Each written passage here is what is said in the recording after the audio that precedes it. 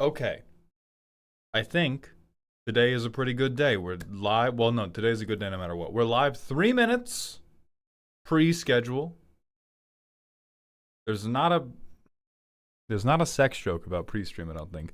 Pre-strum? Pre-strum is not anything. That's too bad.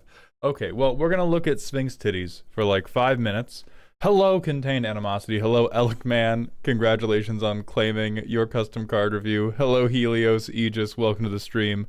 Hello, Windwalker over on YouTube. I'm gonna pop out your chat. So we have 4 roasts that have been sold today. We have one person who is potentially getting a makeup, depending on if they're here today. And then we're going to have the free raffle as well. So I'm going to set up the wheel of names for the free raffle for when we get to that. Hello, Pestiel and Degold. So I think we need 4 total. Not right now. Not right now. I don't have a now on that not right.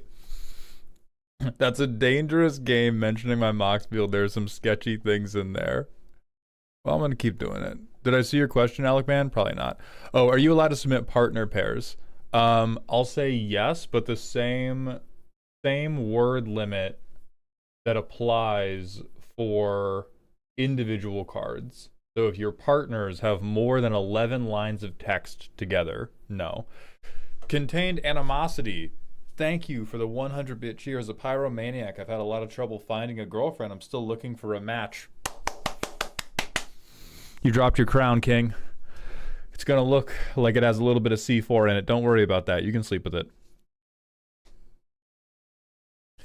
Yo, Mr. Hound, I just watched your video on my Hearthhole deck and I was wondering how you feel about Collective Voyage. I mentioned Collective Voyage in the video, brother. Oh, never mind, I don't. I'm so sorry. I lied like a motherfucker. I feel the same way about this as I do about... Actually, I feel worse about this. Let me be very specific there. I love it for bracket 2. I don't love it for anything above bracket 2. Because the problem is when you give everybody mana, the game gets really, really unpredictable. The amount of stuff that you do with the additional mana is not... It's not so deterministically good that it's worth giving the control player 5 more mana. Like, holy fuck. For you, because you're doing Hearthhole and you're doing this kind of like value grind game plan, yeah, you having 5 more lands, great. That represents 10 Hearthhole damage. It might represent some card draw. It also represents the Esper player having 5 more mana to dump into counter spells every rotation. It's, yeah. You act like people play basics? They do! They play enough for a Collective Voyage.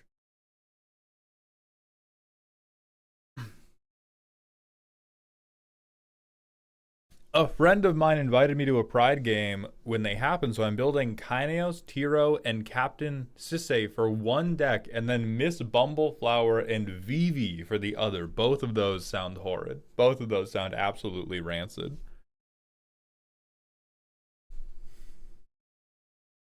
And then Million Ants, thank you for the Prime sub of the 13th month in a row. Welcome back to the dog home. I appreciate those Bezos bucks. And Token Handicap, thank you for the Prime sub as well. Welcome to the dog home. And I do know you are one of our roasties today. Yeah, Windwalker, it is crazy. I think the thumbnail, the title and thumbnail helped a lot. It did do a lot better than I thought it would do, but it's doing really well and people like it a lot. Yeah, so Jens, the roasts are sold out right now. We are going to have a raffle during this stream where you do not have to be following, you do not have to be subscribed, you do not have to pay me money. Somebody during this stream will get their deck reviewed for free. The paid commissions refill every Sunday, but every time we do roasts on stream, somebody gets one freebie. Tara Shai, thank you very much for the tier 1 sub. Welcome to the dog home, my friend. Tempest is sent in a random smasher pass. Hard pass. My god. I love the energy, though. Question from the living jukebox. You go outside today? Phenomenal weather on the East Coast. Get some W sunshine. I did. My mornings start at 8 a.m. I go outside. I get sunlight in my eyes. I go to the gym. I go to the gym immediately, and then I get into my day. It's a very nice schedule. Octbit Music, thank you for the Prime sub. Welcome to the dog home. I appreciate that generosity. Jay, the 111, thank you for the 10 streams in a row. And Ob Jarl, thank you for the 15. Welcome back to the dog park, both of you. Dragoon, thank you for the 6 months at tier 1. Welcome back to the dog home. The kitties are doing very well. They're getting very big. Hello, Shabingus. The Living Jukebox, thank you for gifting a sub to Metal Opera Guy. Welcome back to Dog Heaven. No sunlight in your butthole, Rasengan boss? No, I have not evolved to sunning my taint. Shabingus, thank you for the 4 bits. What is happening?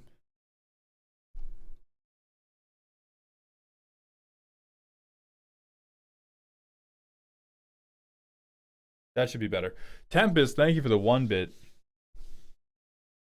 Looking forward to getting my deck roasted on Sunday. You never forget your first. That is true, but will I forget you?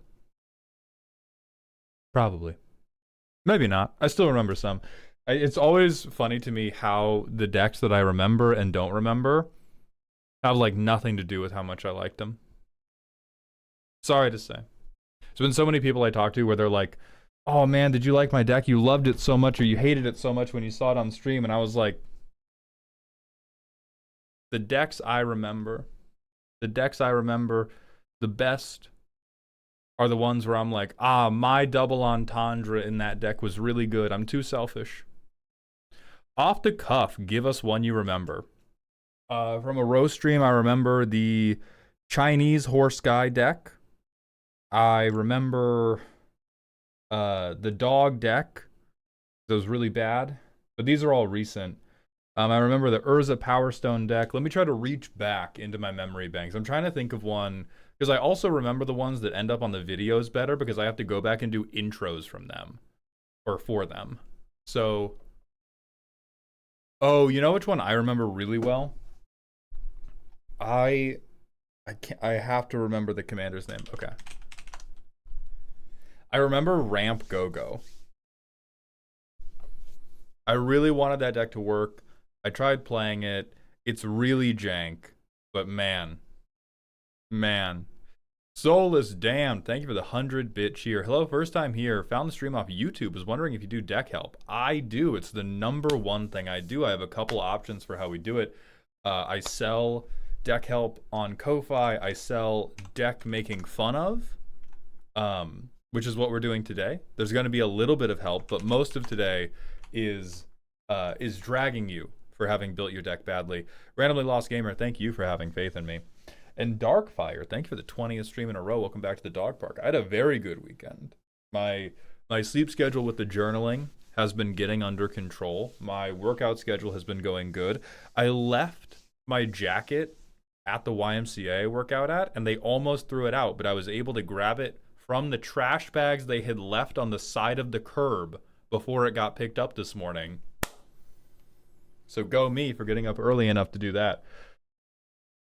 M. Sharoom, thank you for the Twitch follow. Welcome to the doghouse. I have looked at least one Rilsa Rael deck. Lord Xavier, thank you for the 100-bit cheer. Hey boss, what type of feedback do you want for reviews or roasts? Like if you get a review and then drop the deck because of the advice you get, would you want that feedback?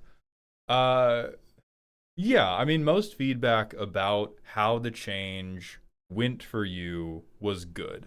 I personally would interpret, I took this deck apart because I no longer believe it can work the way I wanted it to work. I would interpret that as positive feedback. That is how most of my deck projects end up. I have very, very few decks that I actively play because I have a lot of dreams, and I only play the decks where I can actually fully manifest that dream. And so if a deck roast or if a deck roast or a deck review led to you breaking apart the deck, doing a new deck entirely, I would interpret all of that as positive change, and it's important that I get that feedback. The and this is tangential to your question, the only thing I interpret as negative feedback is I changed nothing and felt bad. That combination is the only negative thing that can occur from any of the deck help that I do. If you felt bad and it led you to change something about the deck, I'm happy about that. If you felt good and didn't change the deck because you were like, he sees it. He sees exactly what this deck is meant to be, and what it's meant to be is annoying. That's also good. But if you go like, this is more so for a roast, but if you go like, I came out of the roast with no ideas of what to change, and I felt bullied. What about I made your suggested changes and the deck feels much less fun? Oh yes, I would like that. That's also good. That is actionable negative feedback. That is,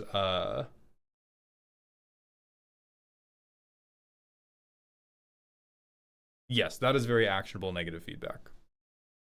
There are some people where I kind of like,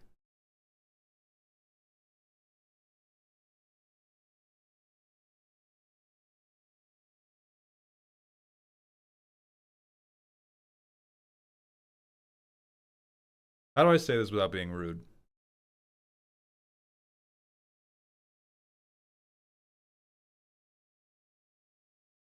Or how do I say this without being overly hurtful? I think it's okay to be like brusque or a bit abrasive. Um,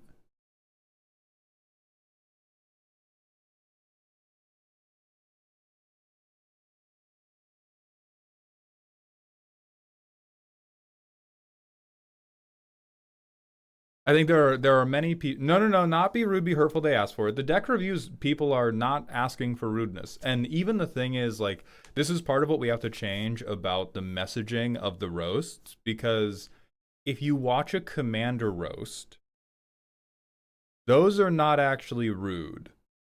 There was somebody who, when I made the roast of the ancient one, the blue black self mill or mill commander. And it was somebody had asked me to do it because it was their dead fiance's favorite commander. Somebody was like, "Isn't it kind of fucked up that you're being rude to a person who has died?" And I'm sitting on a video about that, being like, "Well, no, because it wasn't rude." Like at one point in the video, I call them evil. Oh no.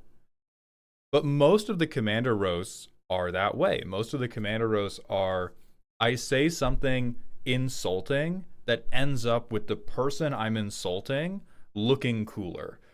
And there's a little bit of a disconnect when people go and sign up for a deck roast having only seen the commander roast, because what they are hoping for is like I think what some people are attempting to pay for when they buy a commander roast is they want a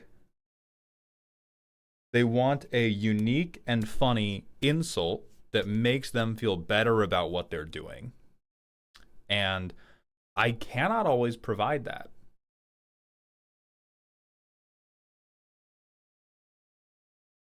I do my best every time, but sometimes I just can't. Sometimes I just don't fucking find that shit. Sometimes there's a deck where I don't feel like I don't get enough of your personality to work with, and there's only so many ways I can call somebody like a saltine cracker before it's just piling on. And so I swear to God, I will tie this back. But there are some people who have, very, very few, it's definitely the minority. There are some people who have submitted decks for roasting and reviewing where what they appear to be having fun with is the glorified slot machine aspect of the deck. And that is just, it is so far away from the way I like to play Commander. That I would not be surprised that any change I suggested to those people made the deck feel less fun. Because I hate, like, if I Commander is the last thing I would ever sit down and have no idea what my deck was going to do. It's already a game with so much randomness. Like an incredible amount of randomness. And that's part of what makes it fun. But if I insert having no confidence about what I'm going to do, and at that point it's just a preference thing. And all of that is to say, I have gotten the feedback of okay, made these changes, don't like them. I have gotten that feedback single digit times, and every time I have gone, you're wrong about how to have fun. So I'll probably continue doing that until the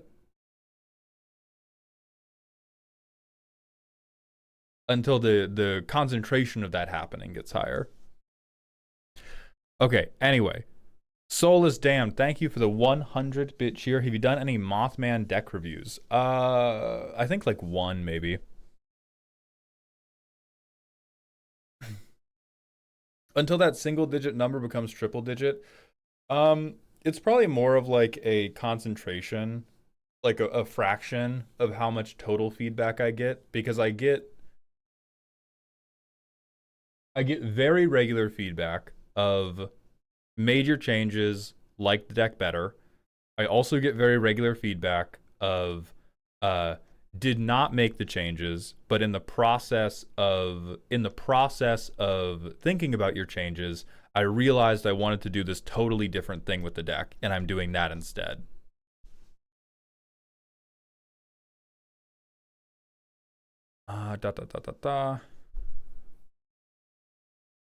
Right. What do you think? Let me see how much time we have. We have a little bit of time to vamp. I'm going to hit the manual ad break, though, so that we're ready to go. The people we're roasting today are...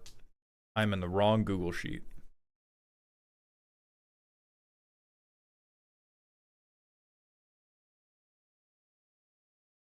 We are looking at Babadook, Wiffles, and Token Handicap. There is a fourth person who has purchased a roast but has not filled out the post-purchase form, so we will figure out their name and call them out later. Lord Xavier, thank you for the 100-bit cheer. Here's another 100 for going deep on my quick question. Thanks. I appreciate that, Lord Xavier. And that's part of why it's taken me that's part of why it's taken me so long to come up with a form to send out to the roastees and the review purchasers, because like half the time, not even half the time, a third of the time, my recommendations are, hey, here are 5 cards, make deck better, like deck more. A third of the time, my recommendations are, hey, you need to rebuild this concept of the deck. It will probably involve 10 to 15 card swaps.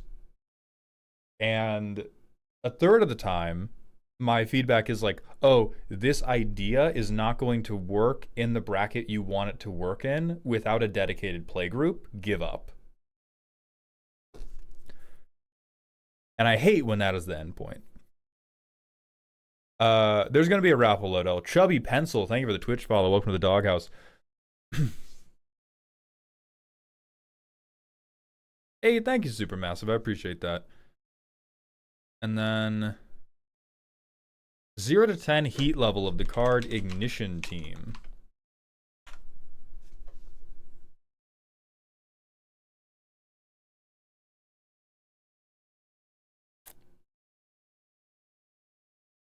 You could not steam milk with this card, brother. Have you ever reviewed bracket 4 decks? I feel like I've only seen bracket 3 reviews from you. I have occasionally. They are more rare. I think the reason I don't get too many bracket 4 decks is in part because I'm right about this opinion, and then in part because this opinion is so loud and abrasive. But I maintain that bracket 4 is where theme goes to die. It is where every interesting and creative dream, aspiration, or plot you have ever come up with is killed and buried 20 feet beneath the earth. And so, because so much of the cute synergy you want to do is overtaken by the fact that you have to play a ton of good cards. You have to play a million cards that are just good. So when I've looked at a CEDH deck, when I've looked at a bracket 4 deck, a lot of the time there might be like one quirky combo, but even the quirky combos are, oh, I'm looping infinite turns. And almost every card in the deck, the play pattern is go infinite, win. Now, they're changing what they go infinite on. Some people are making infinite mana. Some people are drawing infinite cards. Some people, make infinite creatures, whatever it is. But the play pattern is nearly always tutor my pieces to go infinite, game over.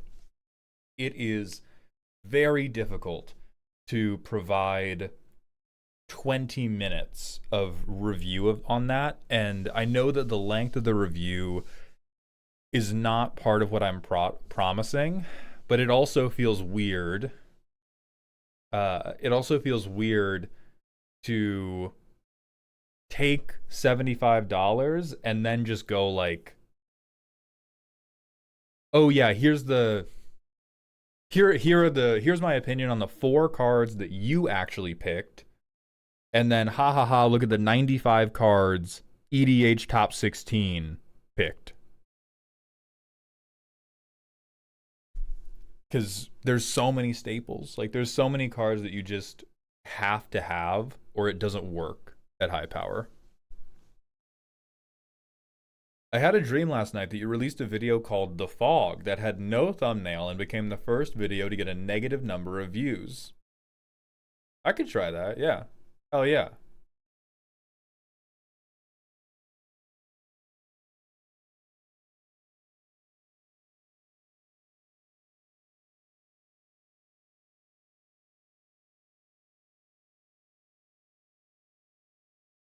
I forgot to do the manual ad break. Oh, Riot is still banned on Twitch? Hold on.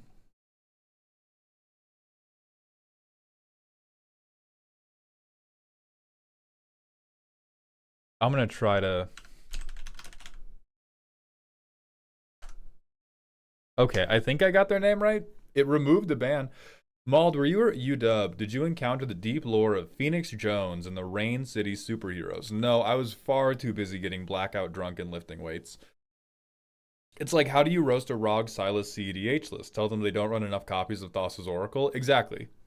There's the thing that makes the roasting feel good for people is when I am able to find part of their deck or part of their card choices that are unique to them and then also funny for some reason.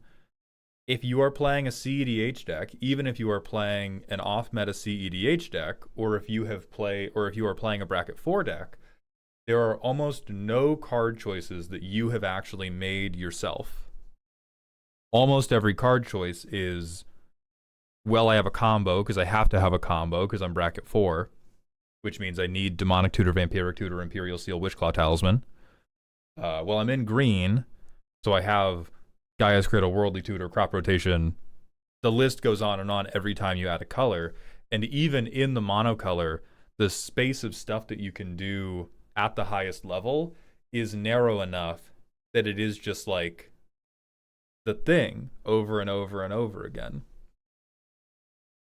What I could do, and what I may start offering, is I could do 2-minute videos about CEDH or bracket 4 decks. Like a CEDH or bracket 4 deck I've considered making, for those of you who remember How to Lose Friends in 60 cards or less, where it was like kind of shitty, newsy style deck techs.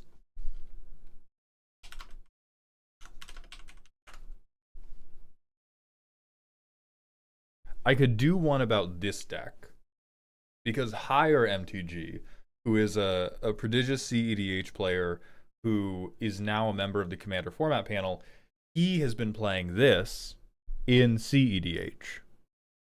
And it's kind of interesting. It's kind of neat, because it is a CEDH deck that is like half Voltron, half Atali. And what you're trying to do with Raph and Mikey is you are trying to flip into extra combat creatures like Bloodthirster, and it's just good enough to kind of work. But it's a little bit funny that it's like, oh yeah, the combo format, I'm just beating you to death. It's just hands, bro. Like, it is it's the Toji.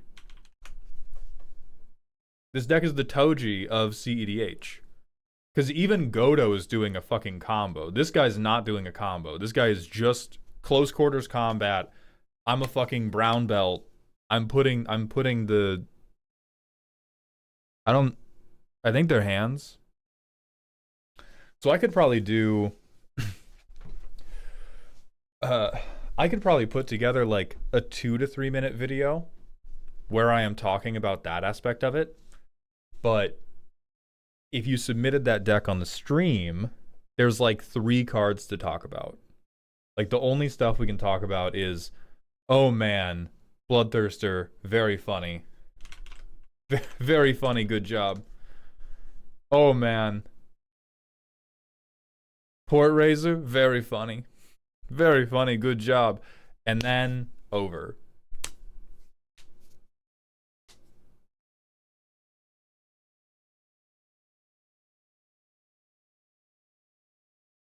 Also, Idiot at Large, thank you for the Twitch follow. Jester the Clown is asking, Maldathan, how do you build the deck to be archenemy without just building removal engines or filling your deck with cards outside of table power level? Normally the way you do that is you build a deck that is playing the game on an axis that people usually don't like to respect. This is why mill players are often archenemy, because people don't respect mill as a win con. Like, they either think that it's bad or they think that it's broken because they have been exposed to a Bruvac 2-card combo. But if you want a deck to be archenemy and you don't want it to be oops all removal or oops all game changers, you just have to build some kind of engine that is going to bother people in a way that they don't build their decks to deal with. Like, if you have a table full of go wide players, you are the archenemy if you just run a bunch of propaganda effects and then like Approach of the Second Sun. Or you play Voltron. Like, Voltron gets archenemied all the time because you do... It depends if you want, like... Do you mean, like, archenemy that feels good for you or archenemy that feels good for them? Because archenemy that feels good for other people is you play Voltron, everybody kills you happily ever after. Archenemy that feels good for you is you attack the game on an axis that these people are not playing, which is like mill, or you mess with their mana, or you make it difficult for them to go to combat or something. And then by the end of the game, they all hate you, but you're actually able to soak that hatred.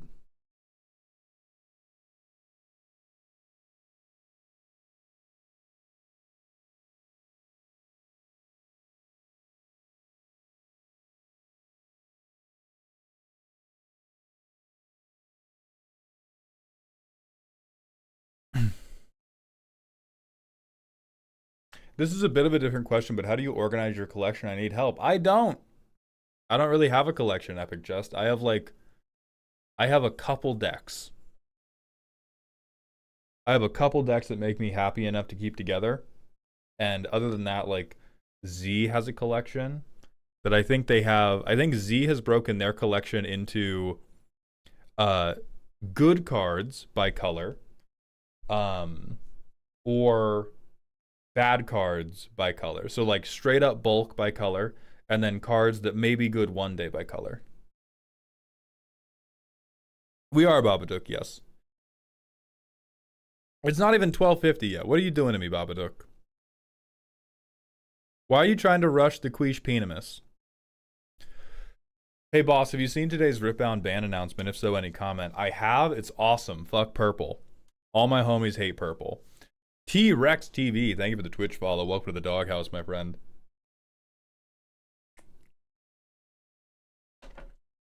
Mauled, what archetype of deck do you think is your most challenging to roast? Um, it's very easy. It is, God, I wish I could draw an MS Paint better for this. Um, it is the archetype of deck that has been built from expensive collection. No matter what the concept of your deck is, no matter what the concept of the deck is, no matter what bracket it is, no matter if it has like combos, no matter how it wants to win, if the person has built a deck only from cards they own, but it's also cards that are worth a lot of money, that shit is impossible to roast well. Because what happens normally is most of those people have what I feel is a very negative relationship with money. Many of those people think that we live in a strict meritocracy, and so I can't make it. It's always been very difficult to make fun of them for just throwing their wallet on the table, because they hit me with the puppy dog eyes and go like, "But I love that card very much. What do you mean? What do you mean? What do you mean?" And despite the persona I give off, I don't want people to feel bad, but it is very similar to the CEDH thing. I get the, oh, hey, you just flopped your wallet on the table to make up for your penis. But that is, I should probably sit down and try to like craft out other joke templates I can do for these decks. But it basically boils down to like,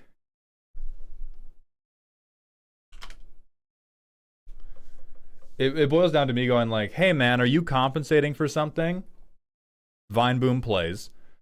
And then I show them some good cheap cards.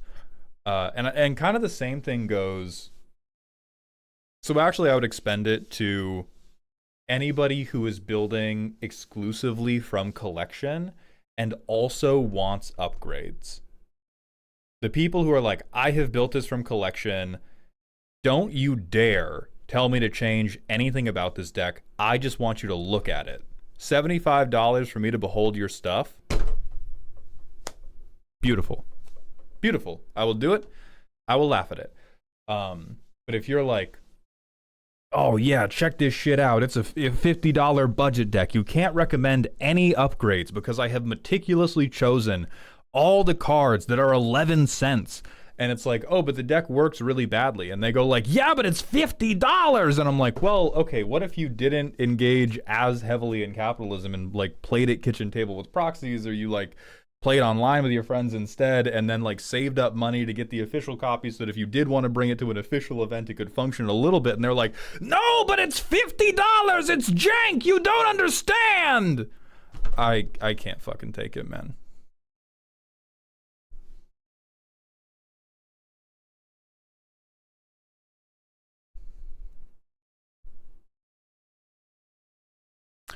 What if you only suggest cards from a 40 to 185 card considering list?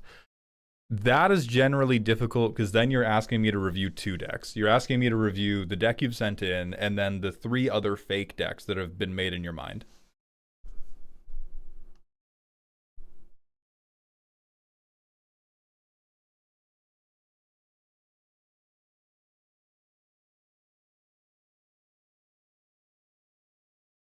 Hello, doctor. What is Quiche Peanemis? So Quiche Peanemis, Quiche is Quiche, or Quiche is Quiche.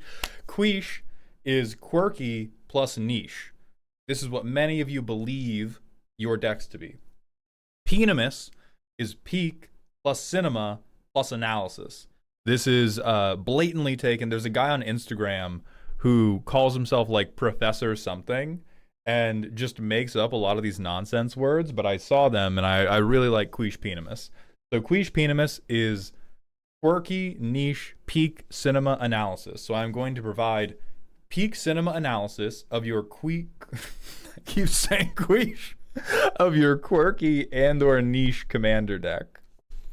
And that is Quiche Peanemis.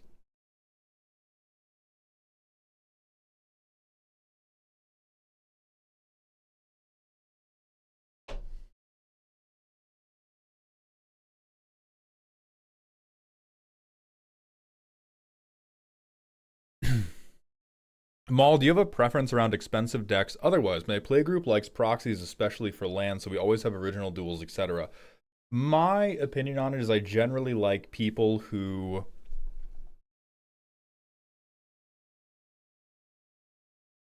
Sorry, let me...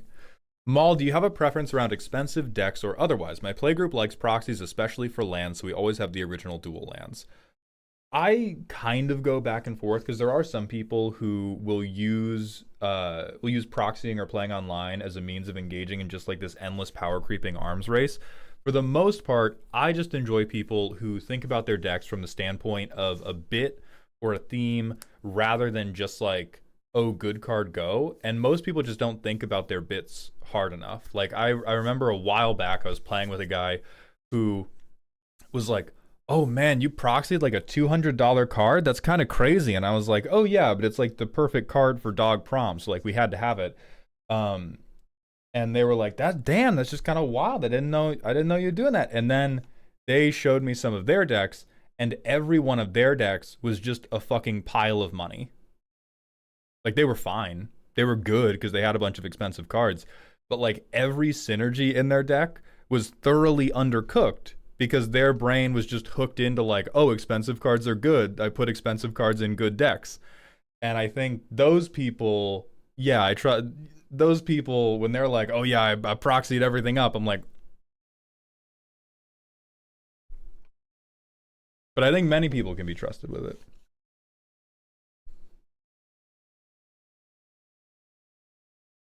With mana bases, I don't give a fuck. Proxy everything.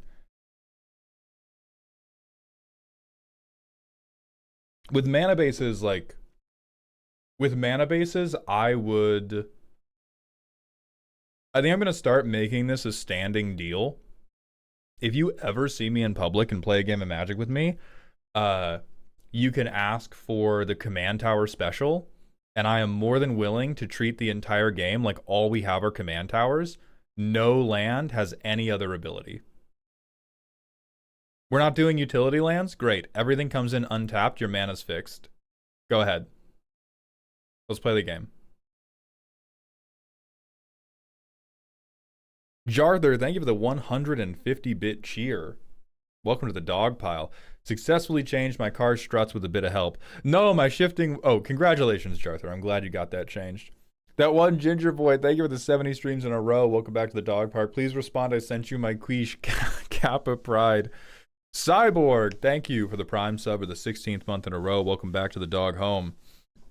Yeah, utility lands are fun. They're also evil. Which is why, like, I am infinitely more worried.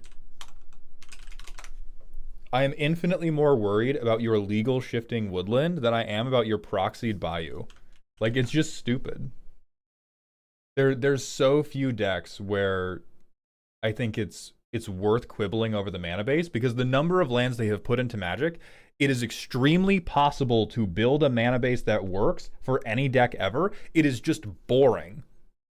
I don't care if you spent the fucking like 2 hours figuring all that shit out. I want to play Magic with you. The non-basic lands with abilities are the evil and good ones. I don't give a fuck about the Bayou or the Tundra or whatever. Like, oh my god, their mana's fixed. Oh, we're all gonna die. We're gonna die because of Glacial Chasm, bro. We can't hit him. He's assembling a combo. Come on.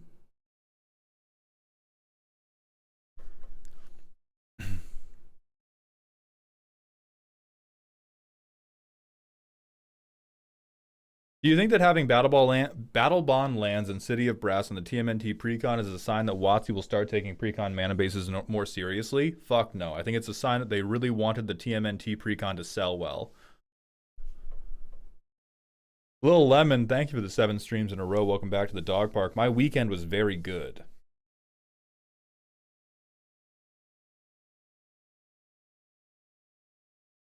Boss, I just watched this movie, the AI doc, or How I Became an Apocalyptimist. I nearly had a panic attack since nearly half the movie was the engineers of AI being like, I don't want to have kids and wouldn't have kids. The only optimist path were all AI CEOs and executives, but it did go over the good AI could do if done correctly. But then basically goes, we're in the worst case scenario for AI going badly. Well, that's a pretty positive note, so let's get into some deck reviews. What we're looking for, Babadook Whiffle's Token Handicap. Token Handicap, I know you're here nice and early. Do you have any time constraints? Whiffles, are you here? And then Babadook, I know you're here. How's the jaw doing? Fucking hurts, but I am getting, I have an appointment for Botox on Friday, and they are going to put a bunch of Botox into like my masseters, and they're going to try putting some in my traps as well to try to help relax it. And then I have a massage later today. It hurts already. It hurts all the time. That is not a Hulk bit. It hurts to talk 24/7. It passively hurts for 70% of the day. When I am vocalizing that my jaw hurts, what I mean is my jaw now hurts too much for me to talk. Like I already, when we're on stream, I'm not only trying to talk in such a way that is like good for listening to, but if I'm like, oh guys, we have to end stream, my jaw's hurting, it's not like, ah man, this is bothering me. It's, guys, my jaw hurts too much. I can't control my tongue anymore. My sentences are about to begin not making sense. Because I'll finish the stream and I'll try to talk to Z about the stream and I'll be like, and I'll just text them. We'll just like sit down on the couch together and I'll like type out to them how stream went. Because if I try to speak, I'm just like, can't do it anymore. It's very cool. Like where you start making up words like quiche. How the fuck? No.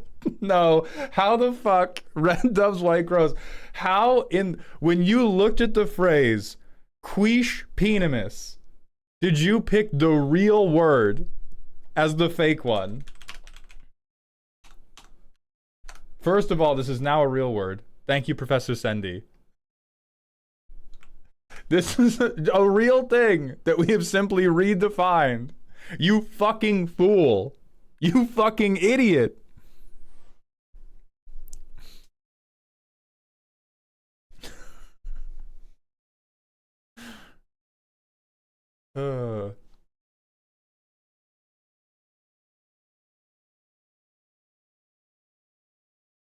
No, I won't ban you. You've learned. You've learned.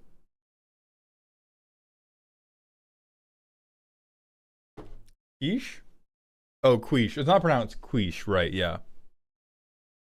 What is quiche Penamis? This is, hold on. We're gonna go. I'm gonna make a Google Doc for this.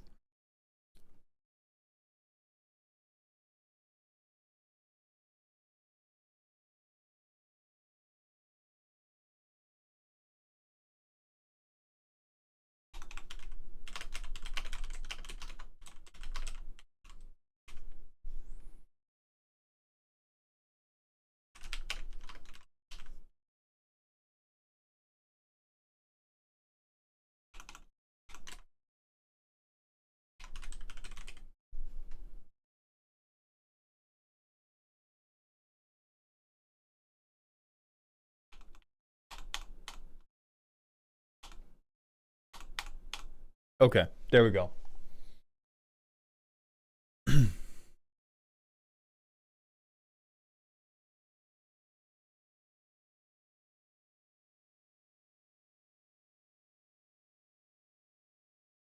Oh, hell yeah, Gerald. Chronic pain for the win.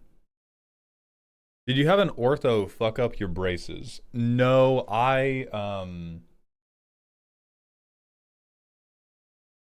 have pretty bad like back and hip problems from the time I have spent rowing.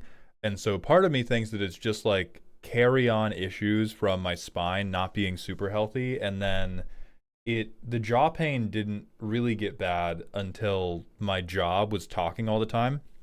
And I went through a period of extremely high mental and emotional stress and started grinding my teeth when I sleep.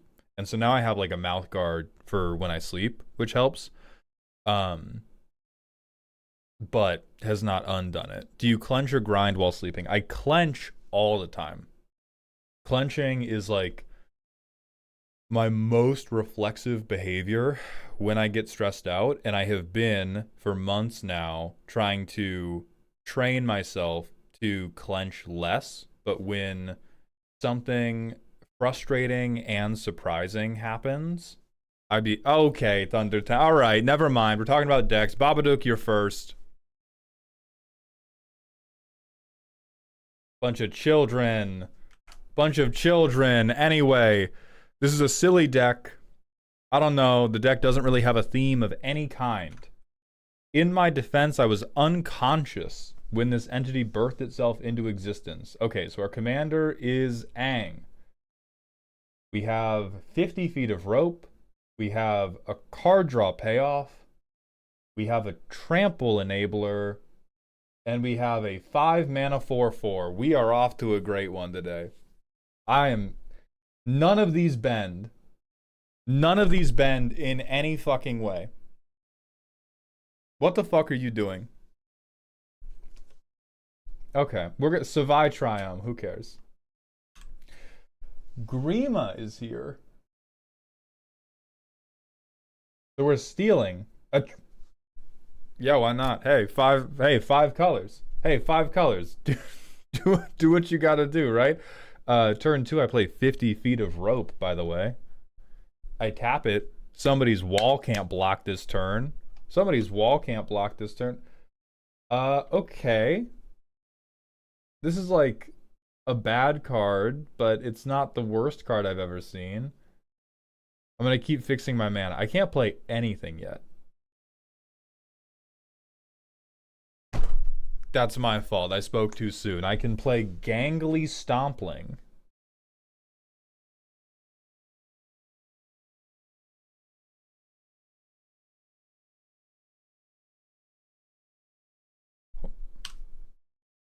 That's a land. Everybody wait. That's a land, whatever.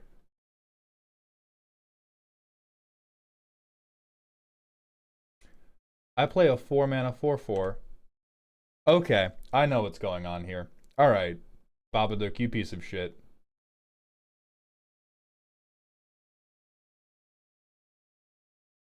Everybody fucking clap. They're so clever. Everybody clap for Babadook. He made a foot deck. You piece of shit. No theme whatsoever. Uh-huh. You absolute goddamn child.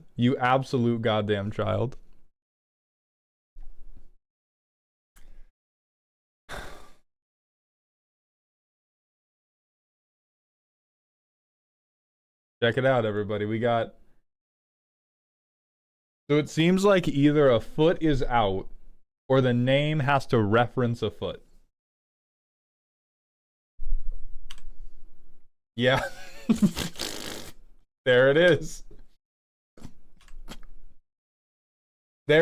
I can see it just peeking out. Oko's in on a technicality. This is awful. This is truly awful.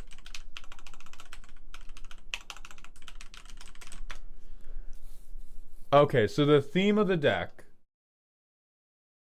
The entire theme of this deck, the bracket 1 deck with no theme whatsoever. Every fucking card has its grippers out. Every goddamn card has the grippies out there.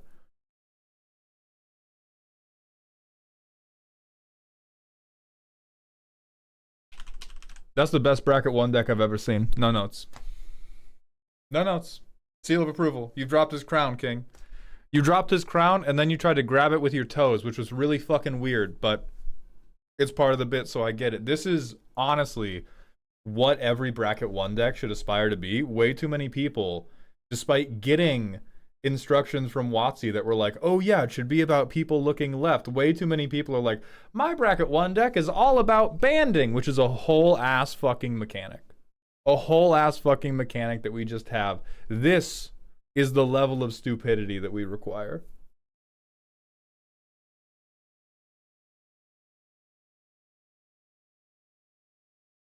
This is great. I just want to... How long does it take us to play Magic? Mace Wit and Chesabel, thank you both for the subs. Welcome back to to the dog home, my friends. And Visha Ringtail, thank you for the 500-bit cheer. Hey, Mald, I've been watching your not funny reviews where you talk about how decks, and it's been extremely helpful. I do hope your doctors help you. It is upsetting to see you struggle so much just to do what you love, hoping and praying that things improve. Thank you very much. Do understand, my life is awesome. So I appreciate everybody's generosity. I appreciate your care and compassion. Even though it hurts to do this, this is like the best job ever. And I would not go back even if I could. So thank you. And also, I'm managing. Don't worry about me too much. Okay, we have the same 5 mana 4/4. Holy shit, my man found Genera's gift with the foot out. These are all command towers now, by the way. I'm not... Oh, we have Endless Foot Assault. Everybody give it up. Everybody give it up. Mirian Soares, you don't use any fucking words on my channel now. Jesus. Motherfucker was talking about Sirach. Thank you for correcting Mirian Soares with the Kindred shout out. And I apologize you had to witness them be fucking stupid in front of you. They have been placed into a cannon and then taken to a secondary location on the moon.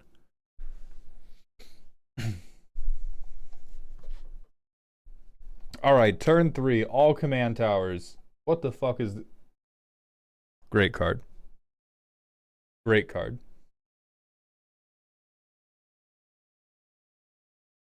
Yo, wait, somebody said elephants don't have feet. That's terrible artwork. Do you think this is a hand?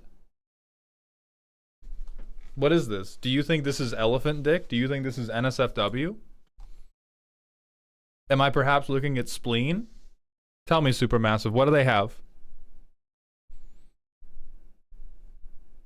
What do elephants have down there?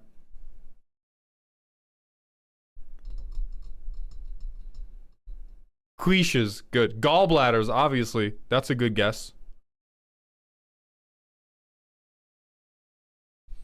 Mauled really impressed with the Scryfall tag Barefoot, the deck. Some of you do not understand what I am put through when people show me a bracket 1 deck. If they had told me that this was like a bracket 2 commander deck, you are roasting in the fires of hell forever. If they had come in here being like, oh my god, Mauled, how do I make this a bracket 3 deck? You don't. Get the fuck out of my office. But hey, here's my bracket 1 deck. And by the way, here's what actually impressed me. If you have a freaky ass theme, like you can see toes in every artwork in my commander deck, part of the bit has to be you not telling people. Stop doing it. Stop being that weird on main. I won't stand for it. The only funny way to do the feet deck is the way Babadook has done it, where they sat it down and said, oh, there's not really a theme. It's just bracket 1 because it's really bad. And then you wait and you see who notices it, and then you call them a freak. And then you have claimed the moral high ground. That's how you have to do it.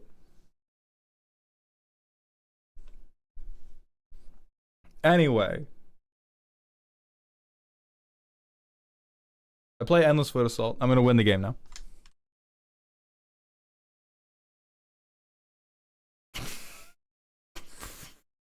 I play Grima. You think my deck is about feet, you fucking weirdo?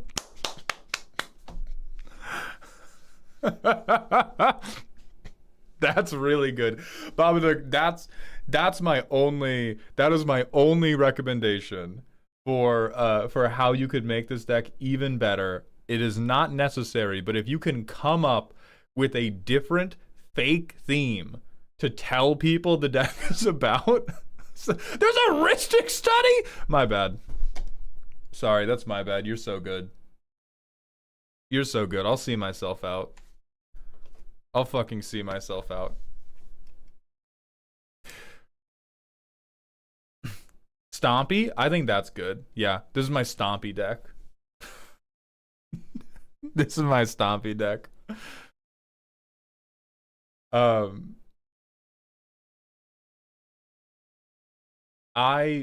Damn. Whew. Damn. Because what I want is, I want like a total red herring so that when the first person goes, wait a minute, all of your cards have feet out, you can be like, come on, dude. What are you talking about? Boring ramp. Oh, I would have had a fucking aneurysm if I saw this tag. If I saw this tag and did not understand the bit, you would have lost your life. Lotho really do have his toes out. Usual beatdown package, so true. So true, there is in fact a foot right there. Can we get any power on board? Can we do... I play Command Tower. I play Ashling Rekindled. I flip Ashling. I have 3 mana, but I have to spend it on spells costing 4 or more mana. Okay, I play Command Tower. I don't think we have any way to flip Aang, so we're not going to do that. I play a 4/4. Next turn, I play a 4/4. Holy shit.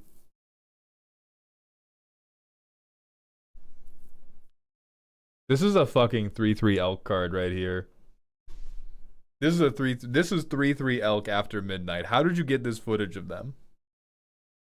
Who fed them? Oko. I +1 Oko. I make everybody hate me. I play a Command Tower.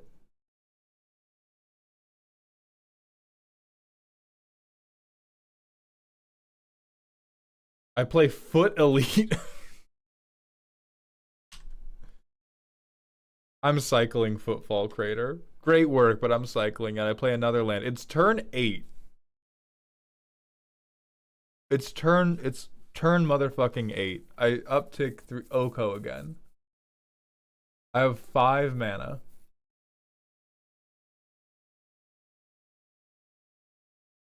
I win? Yeah, you win. I mean, like, realistically, even though it's bracket 1, you probably win by playing Endless Foot Assault and just overrunning everybody. Nothing going on, no plan, no nothing, just toes in a dream. No. I squad Endless Foot Assault 1 time, and I immediately overrun the table.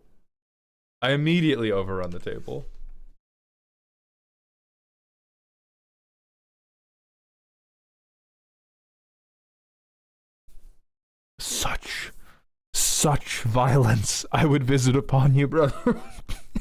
if I brought my goddamn show and tell bracket 1 deck to the LGS and you were like, yeah, here's my no theme at all deck. If I didn't know what the theme was and you dropped the Lorwyn Mythic Rare that completely undid everything I had going on. Such terrible fantasies I would have. Oh, that's so funny, but the feet are right there, so it's good.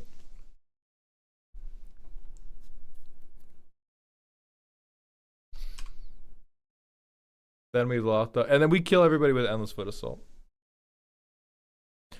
Designer Mouse, thank you for the Twitch follow. Wait, Moonmist has feet in the art? Yeah, but they seem to be going for human feet. Or humanoid feet. This has... Oh wait, no, we have Generous Gift, so it doesn't have to be humanoid. So you could Moonmist if you wanted to. I agree with it technically, like, I don't know. This deck definitely wins by being left alone for... This deck definitely wins by being left alone for 9 turns and then doing 7 damage. Alright, back off. You guys give Quips and Guac grace to do that. Alright, we have given him more than enough space to show us these decks and be very happy. We can be happy for Babadook. We can enjoy the foot creation.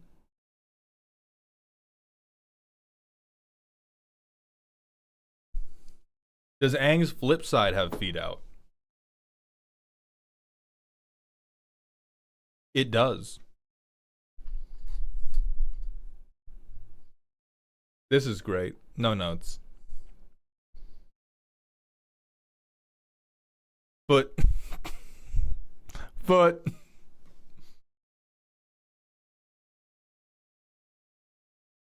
I think what you should do is every time you just to mess with people, every time you play a card with foot in the name, you should have a dice that is a foot counter.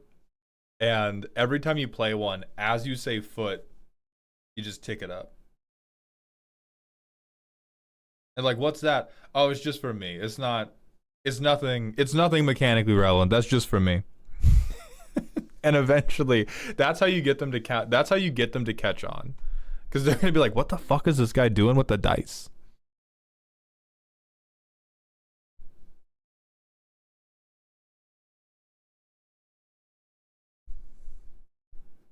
"20-foot counters win the game." Maul, this is how he gets got by the Voltron player. If there is a Voltron player at your bracket 1 table, call the police. Don't call me. I won't help. I don't want to die. Call the cops. If anybody believes they have a bracket 1 Voltron deck, they are a liar. They are a liar. 20-Toed Toad is in here. I think they have done a very good job of digging through the barefoot tag on Scryfall. That's great. Babadook, this is Peak. Thank you so much for showing it to me. Garrett put this shit in the video. We're going to go to the manual ad break, and then it's going to be time for Whiffles, if you are here.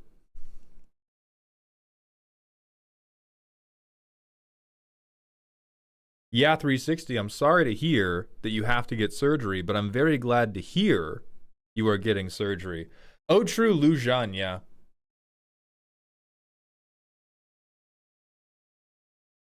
But I think these pair well. You're good. Sorry, I was thinking a good Voltron target. That's my fault.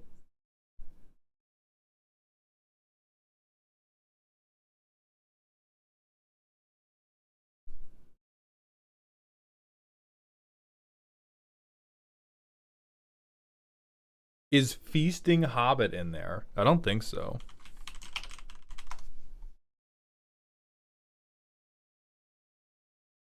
This it's not in there, but it is doo-doo ass. 2 feet, true.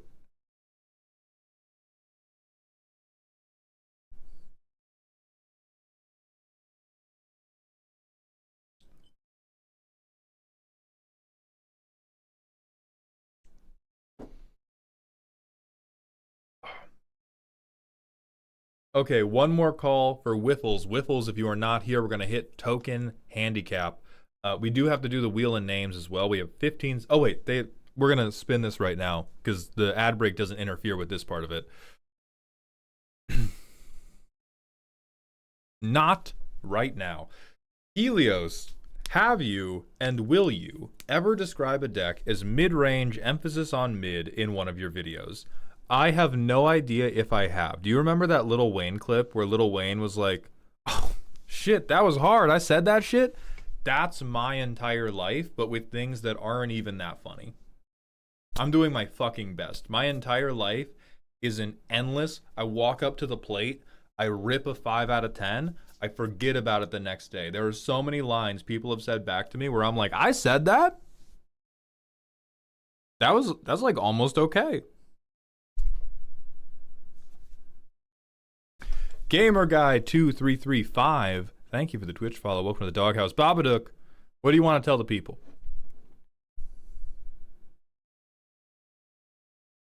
And Zerthro Shack, thank you for the Prime sub for the 8th month in a row. Welcome back to the dog home. Walk up, Babe Ruth pose, strike out, forget what happened. That's every video. That's every video.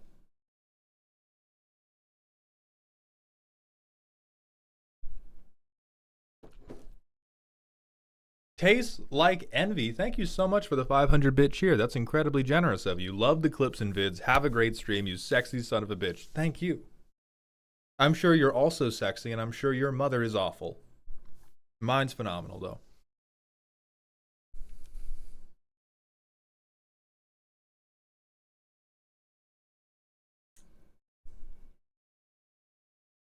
Babadook, drop it. Drop it now, Babadook. My lesson is as follows. I'm with you.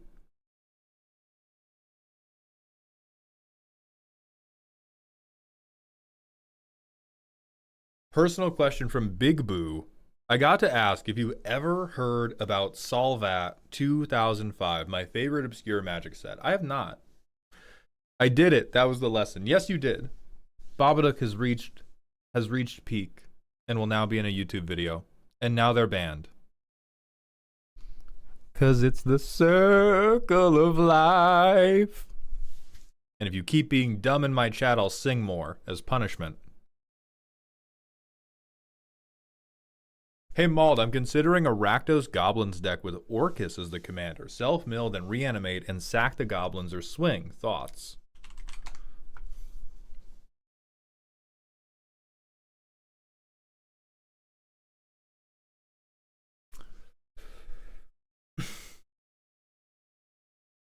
I don't love it. If you're trying to do a goblin deck that doesn't have a goblin in the command zone, I get it. The problem is goblin decks do not want to spend very much time ramping. And this guy, until you're casting him for like 10 or more mana, you're not going to get very much back from the graveyard. And even then, it's like most goblin decks, you're living and dying by getting the Krenko or the Muxus or whatever back out of the graveyard. If you want to do just Rakdos goblins, I question why we're not doing Grub.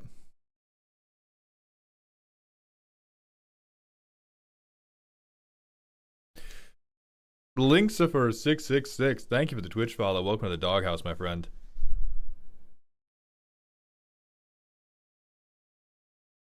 Like, Grub makes goblins happen. Grub would also love reanimation. I would also maybe question why we're not doing Alesha. Alesha really wants to attack. A lot of your goblins are very cheap. You can use Alesha to reanimate one every single turn, and then it kind of works more with that, like, okay, I don't want to have to waste a lot of time ramping. I want to play a like low to the ground aggressive strategy. If you want to do mass reanimate, then you can still do a Rakdos commander, but Orcus is still like definitely the wrong pick because he just takes too much mana to do too little. A Mardu deck would be better. Like, what would be kind of funky is if you could find enough goblins to do Boros goblins, because what you really want to have happen with goblins is you want to be able to cast Ascend from Avernus. White is really good at reanimating cheap shit. And so if we wanted to do something where the commander made people think you weren't doing goblins and then they realized later on you were doing goblin typal, you would want stuff that was like, okay, reanimate every 3 mana shithead. Because a ton of your goblins are 3 mana shitheads. Jeskai goblins is crazy. If Pokemon were real, what Pokemon would you have to help your day-to-day life? Don't say low punny, don't say low punny. For alligator. And he would just look cool. He would just be my bouncer.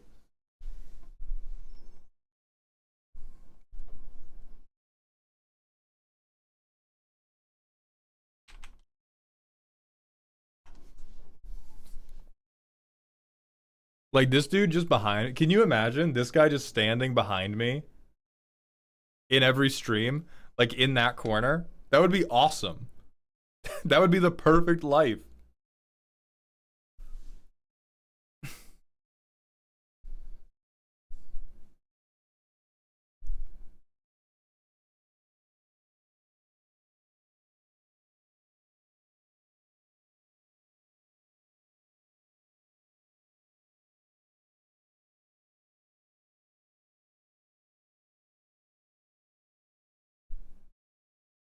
Would you consider a mono white fox? I'm going to correct you to typle. Would you consider a mono white fox typle with the samurai subtheme deck bracket 1? No, I by and large do not consider any creature type based deck to be bracket 1. Creature types are extremely well supported, even if you are not using, even if the creature type is bad. Guess what's not bad? Chronicle of Victory. Guess what's not bad? Fucking, what's that? Patchwork Banner. Guess what's not bad? Roaming Throne. Guess what's not bad? Adaptive Automaton. Like, yeah, the moment that you tunnel down to this deck is about a creature type, therefore it's cute and silly, you're a liar. The moment your deck is about a creature type, you're a stompy deck. It just depends on how good you were at researching all the different ways to make a stompy deck.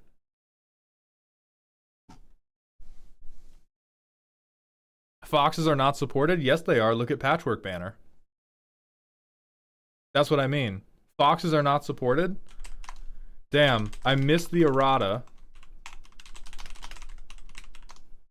I missed the errata where it said, as Chronicle of Victory enters, choose a creature type that is not fox.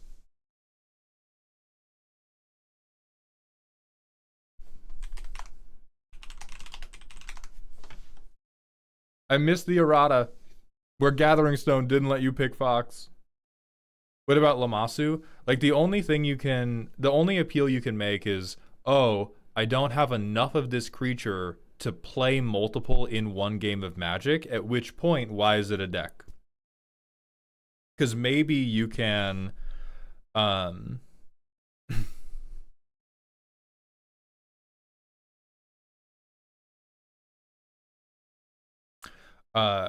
because if you can get one in your command zone, then it's like, okay, Voltron's very well supported.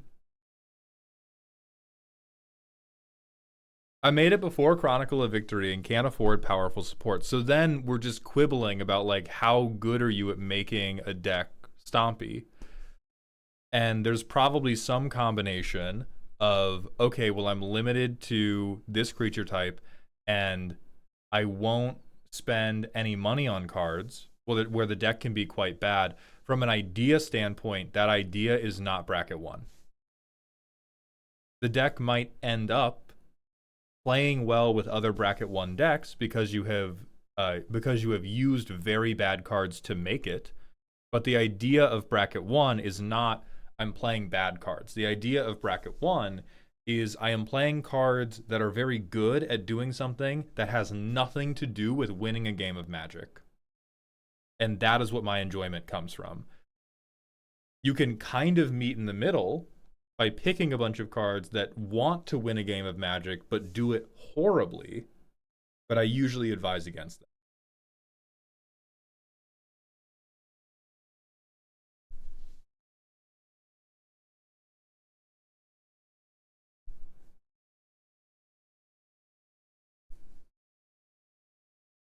Mr. Mald, how do I get over the awful sound of my own voice? Change the sound of your voice.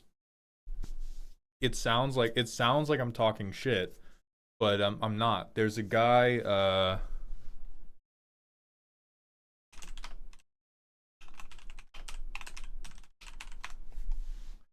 this guy, Vin Quang Jiang, or Ask Vin, if I got his pronunciation wrong.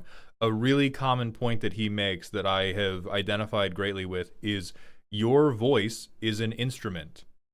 Many people have not learned how to play it, and humanity as a whole, when we want to bully somebody, we tend to get this, like, really weird obsession and tunnel vision about, like, whatever you naturally are is what you're meant to be. It's so that we can make fun of people who haven't, like, learned skills or developed skills yet to do the thing we're teasing them for being bad at. So we try to appeal to, like, people who are naturally bad at things deserve to be making fun of, which is fucking stupid if you think about it for more than 2 seconds. But your voice and how you talk is the #1 way this is propagated in modern society. Just change how your voice sounds. Practice it. Practice talking with a different voice.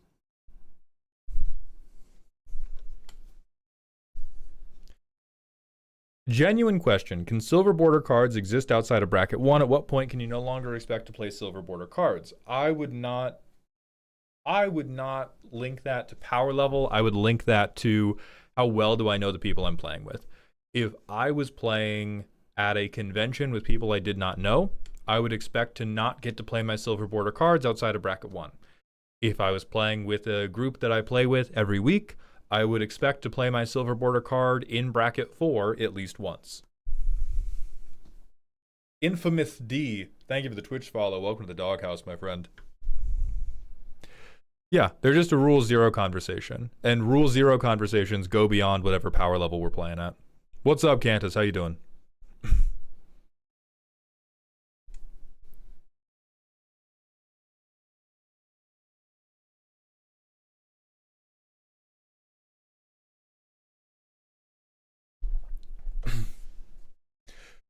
People don't actually mind what other people's voices sound like. We just accept it, TBH. Well, I don't think that's true.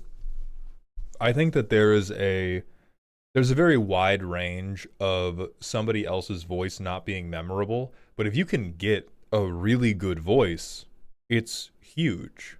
Like, people treat other people better if they're taller, if they are more attractive, if they smell better, and it's the same with voice.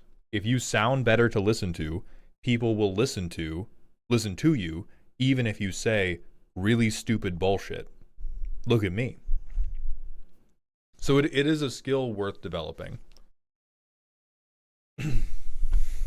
Okay, we're going to look at 2 customs, and then Whiffles, have I been missing you? Or are we moving on to token handicap?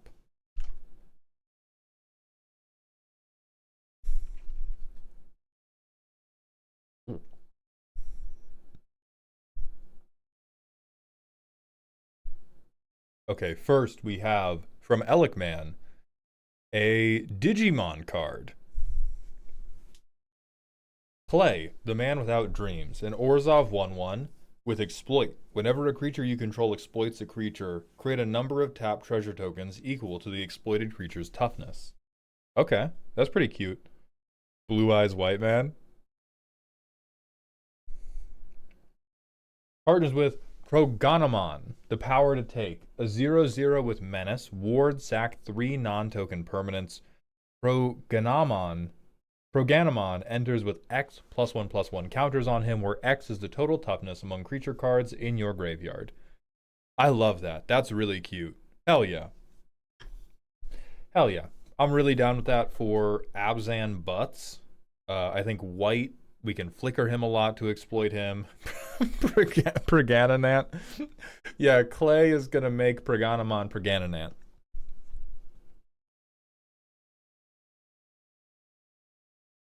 Then we have, from Helios, Urabrask, Tempered Machinist. A 5-mana 4/4. When you cast your first non-creature spell each turn, discover 3. Whenever an opponent casts their first non-creature spell each turn, counter it, unless its controller has Urabrask deal 3 damage to them.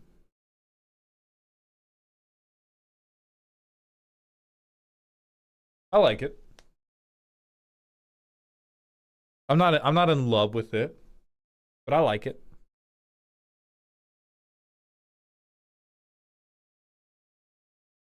Yeah, 2-color Praetor is weird, but it's what Helios is trying. It's the weirdness Helios is trying to do. The Lazy Bob, thank you for the Twitch follow. Welcome to the doghouse. Sickly Centipede. So we have on Twitch channel point redeems to get custom cards sent in every day, and then on Thursdays we do a stream that is all custom card redeems. We have free ones, we have paid ones, we have really expensive ones where you can skip the line. This Thursday we're doing them with 3/3 Elk. Yes, Lucarion. Helios is doing a whole cycle of updated Praetors.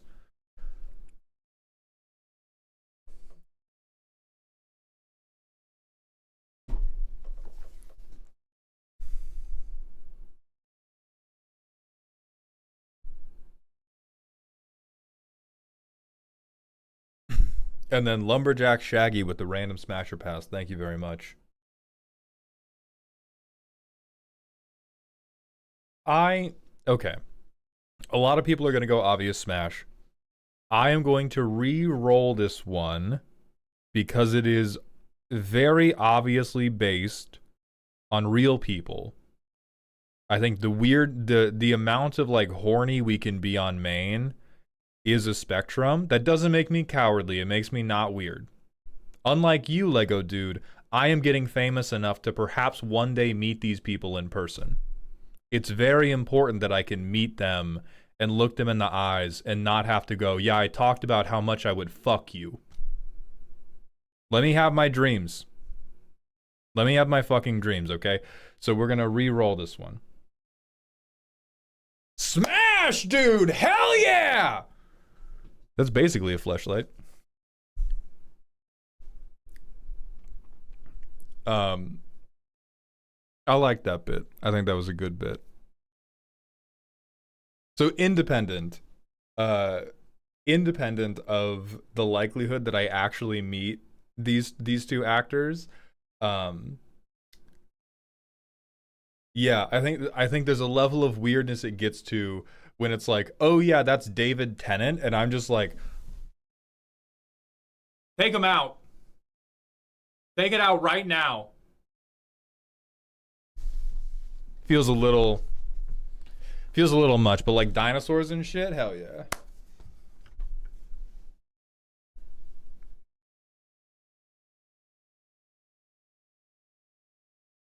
If you meet David, tell them we said hi. Fuck, marry, kill the TMNT squad. You're banned. You're banned. That's the outcome of that question. What the fuck?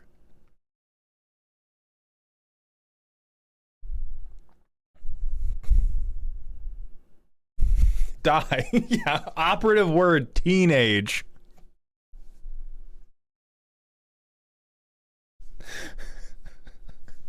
Fuck, marry, kill your nearest elementary school. I'm killing you. I'm killing you, brother. I'm sure Cairo was... Yeah, when I asked that, I forgot what the T stood for.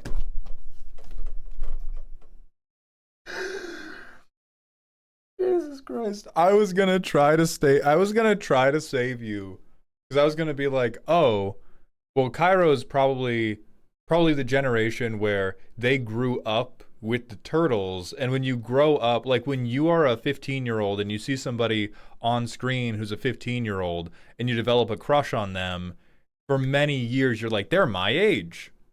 Because you stop watching the show, and so it lives forever in your head as like, I had a very reasonable crush on them when I was 13. And I was like, oh, maybe that's what's happening. And, and bro hit me with the, I forgot. I thought it was Turtles Mutant Ninja Turtles. Yeah, Raven from Teen Titans. Like Raven from Teen Titans, I had a super reasonable crush on when I was a 14, 15, 16-year-old. And I have not watched Teen Titans since I was 14, 15, 16. And so if you call up memories of like Raven or Starfire, the knee-jerk reaction is like, oh yeah, hot. Because I was a fucking child. And in my head, I'm like, they would be 30 now if I met them. But no, they're forever 15 in whatever weird fucking building they live in. Watching fictional cartoon crushes not age while you do is what vampires must feel like. Yep.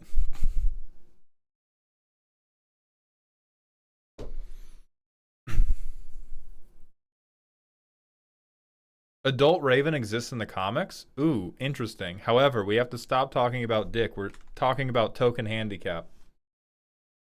Token Handicap has sent in a silly deck.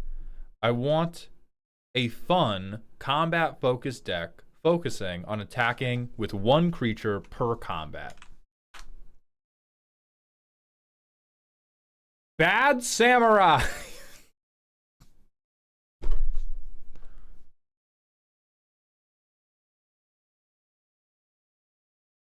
What the fuck do you mean, silly? No. Pause. Same level of concern as the FMK Teenage Mutant Ninja Turtles squad. What do you fucking mean? Words mean things. Yeah, flag on the play. Moderators, come get this guy. What the fuck are you talking about? What the fuck are you talking about?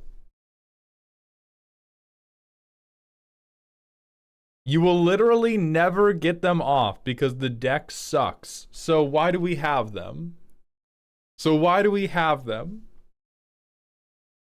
Did they just fall into the deck? I have no idea what's going on. Okay, we do have Little McDoom sent in a targeted smasher pass to interrupt this madness. Effect Veiler.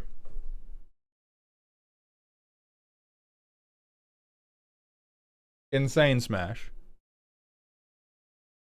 0/0 to dust. To dust. Okay, what do we have? We have Spider-Man Noir! Clearly an important part of assembling our infinite turn combo. Norika Yamazaki. Okay. I play a land. I play a land. Brother, what creature type are we naming? Idiot? I play...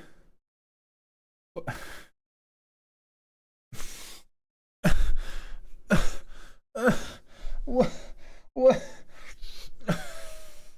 Okay, I play Imperial Subduer. I play Imperial Subduer. I'm sorry. I play Ishin. I tap 2 creatures. I've dealt 3 damage. This is a goddamn trade binder deck. This is a goddamn diorama. It's turn 5. I play Spider-Man Noir.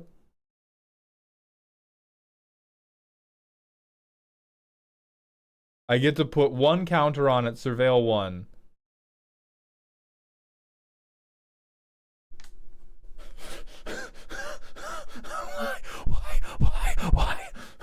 Why? There's no need! So Ishin makes this trigger twice, which is different from doubling the counters. I am being dealt mental fucking damage. I was at first like, oh my god, it's a deck of only like borderless art cool creatures, and then it's just fucking bog standard extra turn spell. No looking back, no regrets. This is crazy. I built a bracket 2 deck, but my pod plays bracket 3, so I had to do something. I showed up. I showed up to the Minecraft server and I built a home that I loved. And then Ricky set TNT all around the bitch. So now I am summoning Endermen into their bathrooms. I am taking 50 turns. You are never logging into the server. I am salting the earth you walk upon. Fuck you. Let the record be shown. I've played it 5 times every time to end my game turn 3. Why? No, Mauled. You don't get it, Mauled.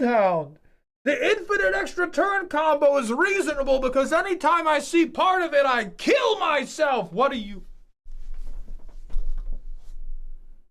You may need deeper help than I can provide. Why is it in there? Why is it in there? If you're like, no. Anytime I see it, I fall upon my sword. Why do we have the sword? We could have cooler cards. I play the clean worst land I have seen in my life. Oh, we're keeping this on top, by the way. We would keep this on top. Yeah. Windmill Slam, Warrior's Oath.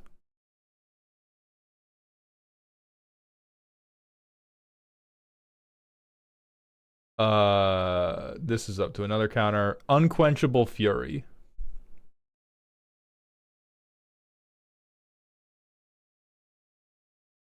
So swing, I get a counter, I surveil 3.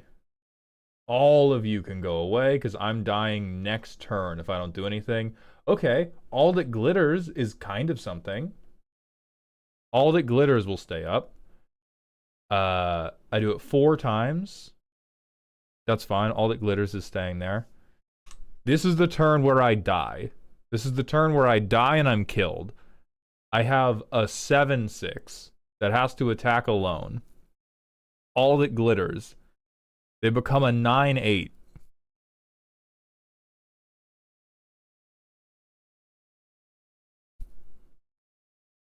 They get up to 11, I explode. Amazing. So what is the... This deck was given the joke title of Bad Samurai by my LGS because it's bad. It's bracket 4 because of the 3 infinite turn combos, but you will literally never get them out. The most fun thing about this deck is using Ishin with any Samurai plus Spider Noir, so you can surveil your entire deck in like 2 turns and recur every enchantment with Noriko and creature with Alesha, Throne and Chronicle, or Declaring Humans. So, my question would be, why have we made it bad? Do we not know how to make it good? Like, is the... Because I can get behind, we want a lower power Ishin deck. Like, oh, we love Spider Noir's cool. I want stuff to attack alone. Is it horribly, awfully, terribly bad? I want it to be attack alone effects, but I can't make it good. Okay, we have an assignment. Let's go into the lab, try to make it good. Are we...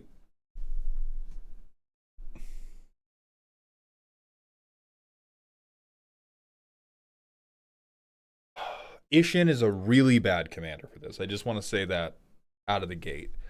I'm not convinced there are better commanders for specifically what we want to do, but Ishin is a really bad... Okay, I'm going to begin enforcing we are not using Kindred anymore. We use Typal and fuck. I'm banned. We're not using Tribal anymore. We're using Kindred. We're using Typal. If you have difficulty updating your language, that is okay. I will ban you and Vine Boom you to help you learn. You will be unbanned immediately. You're not going to be banned forever just because you use a word that you've been used to using for 20 fucking years. All right. Could Ryu do it? Well, if we did Ryu, we wouldn't get Spider Noir, which I think is part of what they really want. What's the difference, or is it updated terminology? It's updated terminology because, to the best of my knowledge, actual factual indigenous tribes of indigenous people in America that played Magic were like, hey, can we not? And as a reasonable person, I'm gonna not. Okay, so attacks alone, put a counter on it. Surveil X, where X is the number of counters on. So, all right, what is wrong, first of all? So we have dog shit samurai. So what the hell do I call it? Typal, Kindred. The examples I gave.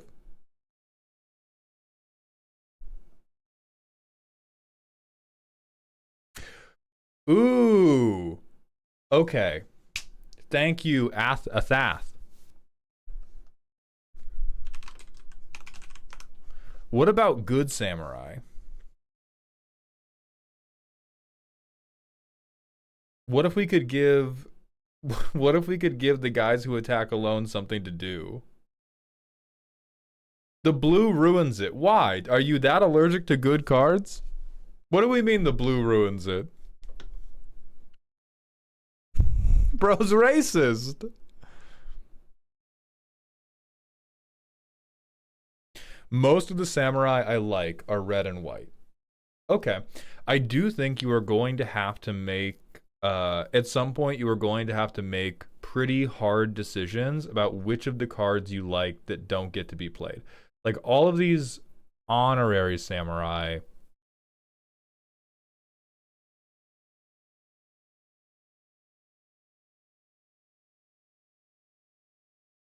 Oh, actually, you know what it is? You have too many creatures. A very big problem you are going to be putting yourself into. You want to attack alone, and you have 23, presumably all of these. Samurai, I swear. Okay, dog. You presumably have all of these creatures that have good attack benefits. Like, very few of them want to stay home.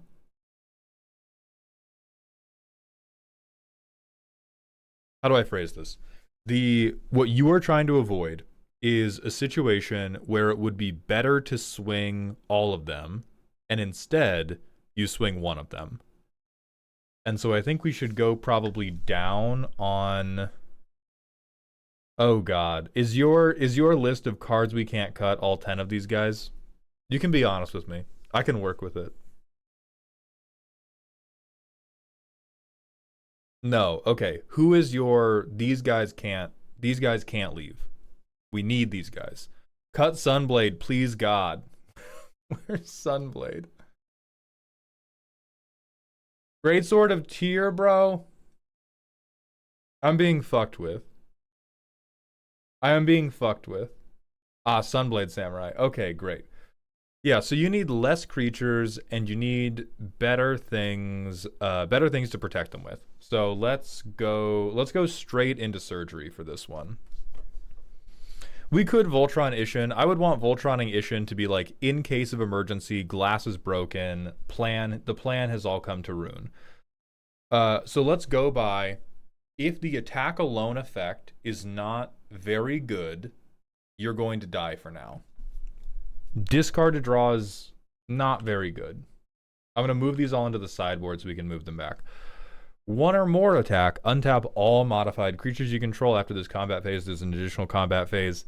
Not very good because we don't want to swing many of them. Alesha's pretty good. Anim Pakal's pretty good. Aron is okay.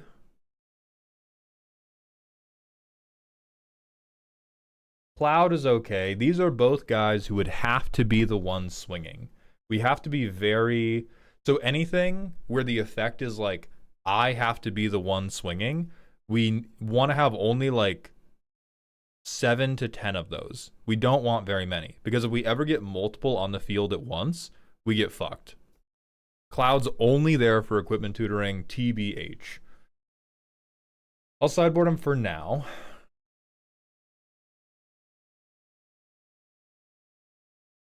Godo, Bandit, Warlord. Don't do this Godo unless you want to go infinite.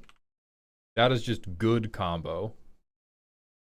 Okay, can cast stuff from graveyard. That sucks. Fuck Benevolent Blessing. Blizzard Blades is cute. We want Noriko Yamazaki.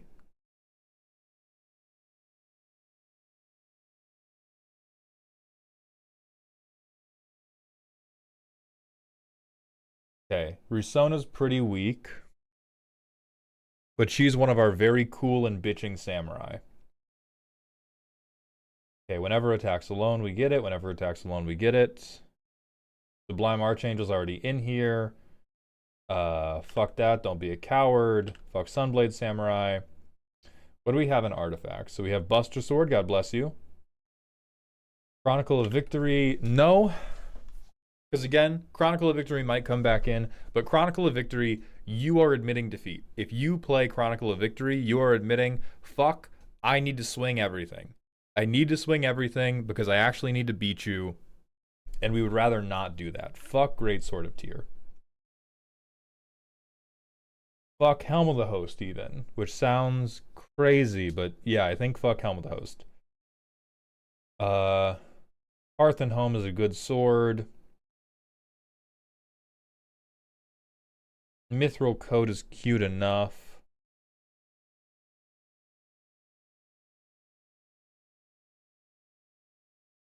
Shadow Spear is cute. Sword of the Animist is cute. Fuck Soul Ring. I'm gonna sound like a maniac, but I think you would rather fix your colors and get important stuff out. Fuck the Fire Crystal. Fuck the Wind Crystal. I think we've gone over these guys.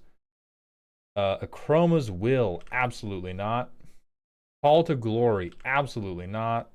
Flawless Maneuver, good. Generous Gift, good. Path to Exile, all this bullshit, good. I have no idea what the cat card is, but he's got that shit on. CM Drud, thank you very much for the tier 1 sub. Welcome back to the dog home. Oh, yes. If you, like, Godo Helm is a win the game combo, which seems disconnected from what this deck actually wants to do. This deck seems like it is a bracket 2 samurai deck. We can hella make that happen. We can make that happen crazy style. This is a vibes deck for sure. Rule in this ultimatum is insane. Warrior's Oath is insane. Knight's Whisper is not the best. Trouble in Pairs is a very good card. You got a very good art. I think they want a bracket 4 deck. That seems unlikely. Handicap.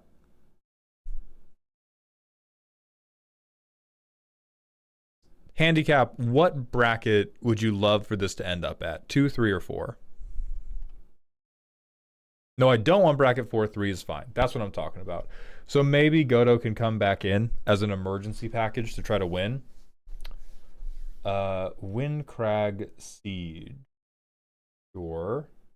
We have Idolized. That's good. Forge anew. Sure. Aggravated Assault. Sure. What are our game changers? Do we have any? We don't have any right now. So...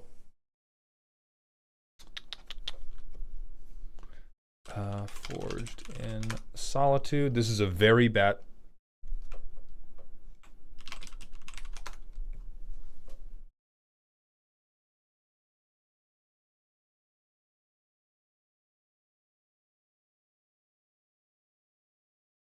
Let's go see what we have left on the cutting room floor of synergy for solo attackers.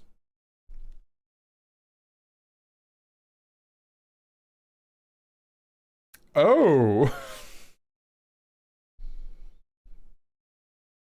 So we have Squall. Very, very powerful. Will auto give double strike. We have Bilbo's Ring, which can be a card draw equipment. Clues we control have Exalted. That's kind of whatever. Sigil of Valor, which would give us a payoff for... We're down to 16 creatures, so we don't have too many things that Sigil of Valor is going to work for. There's also Angelic Exaltation.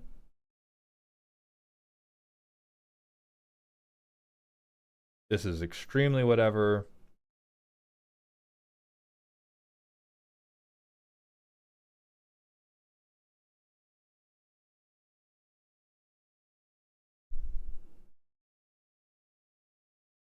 Knights of Glory is dog shit. Ooh, Reaper's Talisman is very cute. It's not very good, but very cute.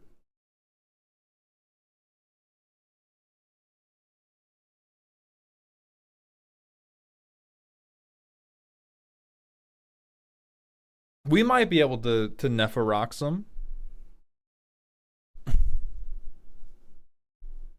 Neferox, he's got a pole arm. Samurai used pole arms. And then I think the other thing we could look at is we could look at doing more auras because Norika Yamazaki can get our auras out of the graveyard.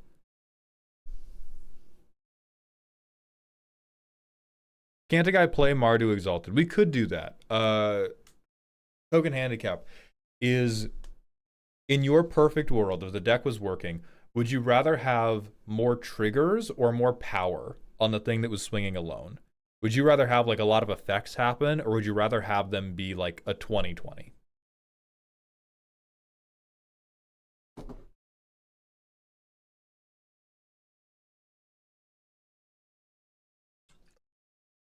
I like seeing all the triggers because it's funny, but I don't care. Then we're going to go on the same thing I'm already going on. The next thing I would want is some good auras because we can replay them potentially with Norika Yamazaki. The other thing you're going to want, which is just like pure heat, is the 3 guys who say you can't fuck with me. It is the Triforce of not getting your commander removed. It is Mother of Runes, and then you delete the tab. It is Giver of Runes. And it is Skrelv. Yeah, the mother, the sister, and the holy aunt. These 3 things are like, hey, your targeted removal? No, it didn't.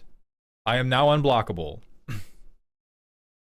Voice of Victory as a Grand Abolisher effect is fine. It's just, I like these 3 more.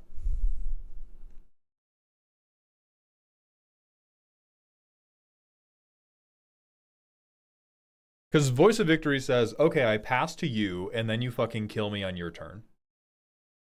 Little Mix Doom, it probably did, but I don't have Ko-Fi alerts set up live, so let me check my Ko-Fi. It did go through correctly. I'm going to let you know I'm not going to... we're going to do those after the roast. Palace C MTG, thank you very much for the 9 months in a row at Tier 1. Welcome back to the dog home. We could do reconnaissance. I don't think we need to. I think we should just win combat. So we get these 3 protection pieces, and then can we get a tutor package for Norika Yamazaki or for Aiko Yamazaki? Aiko we probably can't, but can we do Imperial Recruit? Nope. We don't want Master Warcraft. Power 2 or less, that does not work, so maybe it's Recruiter of the Guard. Great, Toughness 2 or less. So I would put Recruiter of the Guard in as well. Then we have a way to find the Rika Yamazaki. I would also consider tutors like Lively Dirge. Because most of these things are very low mana value, and it can also just be a recursion piece. What other bad tutors do we have?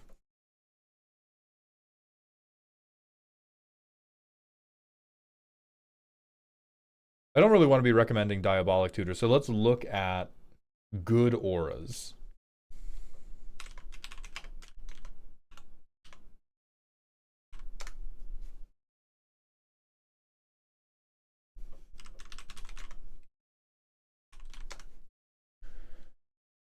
We're not using the graveyard that heavily. I like that we have all that glitters. I would love to do a little bit more of that. I think Ethereal Armor, Mantle of the Ancients, we're probably sleeping on. Sheltered by Ghosts is phenomenally good. +1/+0, Lifelink, Ward 2, all very, very good.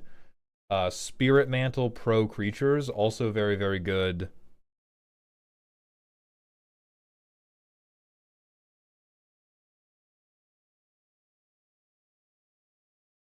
We have 17 cards we can put in the deck right now. Let's see how it works if we just chuck everything.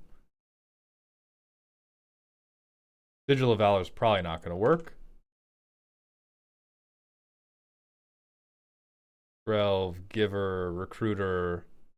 Nope. Mother. Spirit Mantle. Sheltered by Ghosts. Mantle of the Ancients. Ethereal Armor, Yippee Wahoo. We can also do Starfield Shepherd, which is that's the classic elk tutor pile of Starfield Shepherd can tutor Mother, Giver, or Skrelv.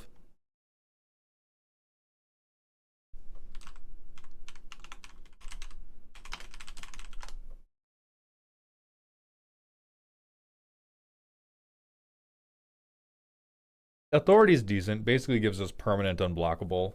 I'm no love for Thalia's Lancers. Let's see about Thalia's Lancers. It's fine. Is there any sort of other good equipment that we have left off?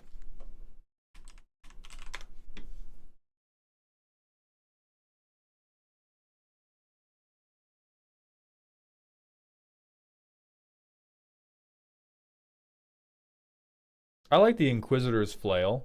It's not super samurai, but it's a little bit so.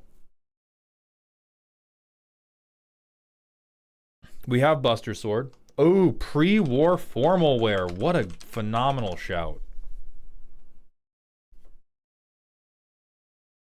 I don't think we need Kusarigama. Oh, Infantry Shield. Yeah, that is delicious. Okay. So now we have to see if we have balanced all of this with the other shit the deck wants to do. And we need to get 2 more pieces of removal. I like the graveyard hate here. We definitely can't go any lower on card draw or interaction. We really want Sword of the Animist. I think Reaper's Talisman might go down for this. Infantry Shield is infinitely better than Reaper's Talisman. Reaper's Talisman is very bracket 2 coded for this. Spirit Mantle can probably go as well. Alright, now we're at 100. Let's see if this feels any better. So we don't have a creature, but we do have Idolized. We also have Unquenchable Fury, and we have Sword of Feast and Famine. I would mull this because it doesn't do enough quickly enough. We have Heiko, we have Pure Steel Paladin that we can cast. I might try to rock with this. So land, pass, land, Pure Steel, land,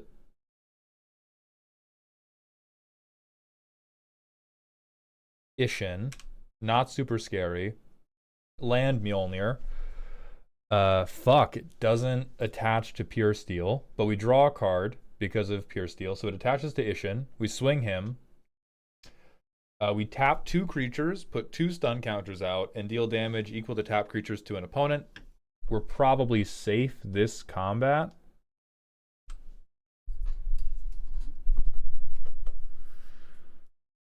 We can play a land.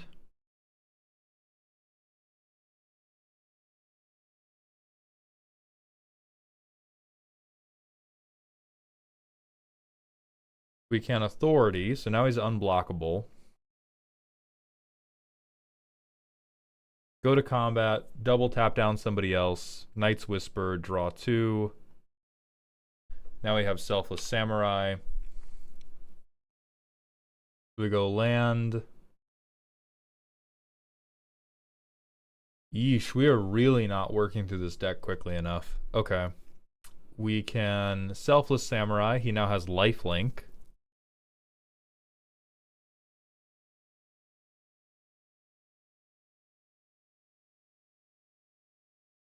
Mantle of Ancients doesn't do anything. Swing. We get Roaming Throne to trigger Ishin yet another time, but we're really just being like, we're being annoying with people's creatures. The main problem I have is the speed of getting cards or going through cards. So I think then we need to value things that will draw you cards more than other things. So a couple classics for that is the Bobs of the world. There is Dark Confidant.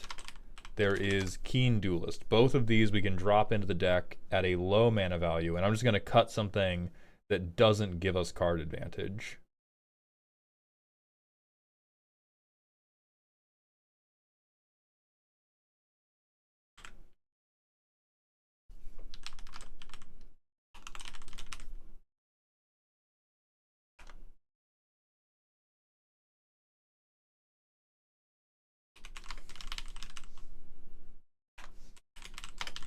And then also Caustic Bronco. And I think Caustic Bronco is going to do it and has an attack trigger. Oh, great. Yes, it is an attack trigger. Oh. And then Brina, the Demagogue. Brina is a politics piece, but you can use this to draw cards, and you can also use it to build up the guy that you want to swing with. Let's see who we cut for this. We probably go down on Sigil of Valor. We...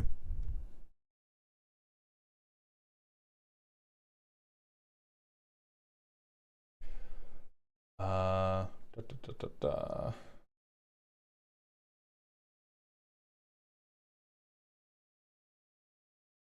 really don't love Roaming Throne. It really feels bad.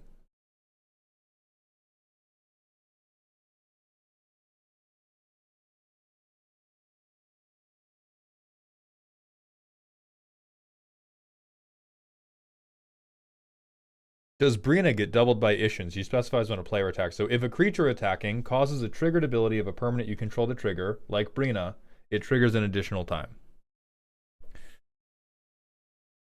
Genji Glove's so cute, though. It looks so samurai-coded. I think Lizard Blades. I think we're not doing enough yet for me to, like, give a shit about Double Strike. Then I'm going to cut a land because I'm a greedy boy.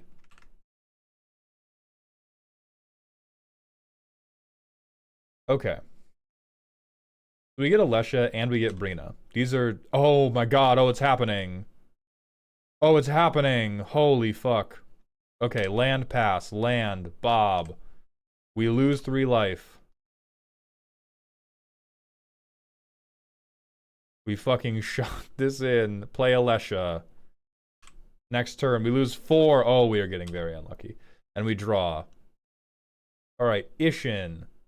4/4. First strike. Fuck yeah. Next turn, we lose 6 life. Holy shit. But we get the Buster Sword. And look at how many cards we have. We play Squall. Swing. Put 2 counters on. This is a 6/6 with double strike. That's what I'm talking about.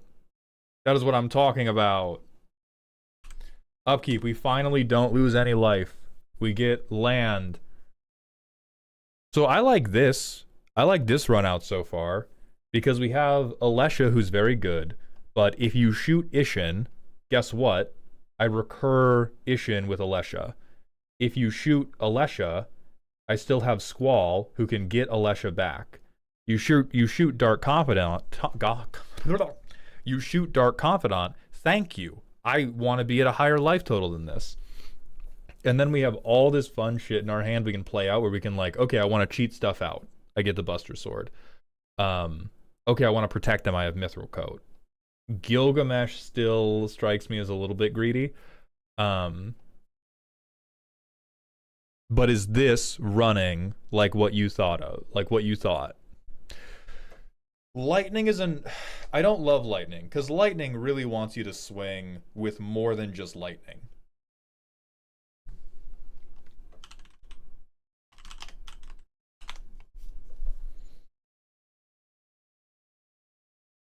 That's great. We're definitely want to put Glasswing Grace in. And I think tentatively... I think seeing the hand actually have cardboard known as cards in it makes me happy. Good, because we can make that happen. Like this hand, phenomenal. Giver of Runes. Turn 2, Boros. I get the Halfling Ring. Bilbo's Ring.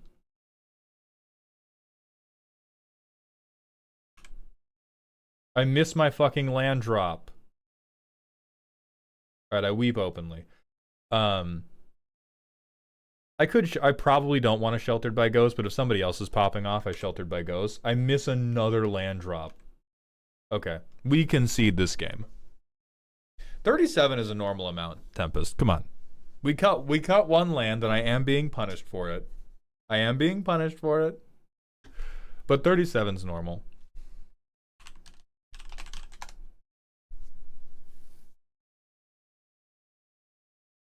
Yeah, Brilliant Wings is fine. It's also like, if we're building this in paper, it is $16, and I don't think it's absolutely necessary. It's fine. I just don't like it as much.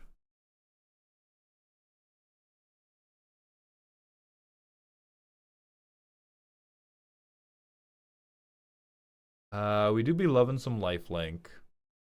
I think I'm also gonna low-key I'm gonna put down the Genji glove for a moment, because the curve is fucking us. The curve is fucking us crazy style. Photo Silver, thank you for the Twitch follow. We get to go land. We get to go fighter class. Or actually, I would probably...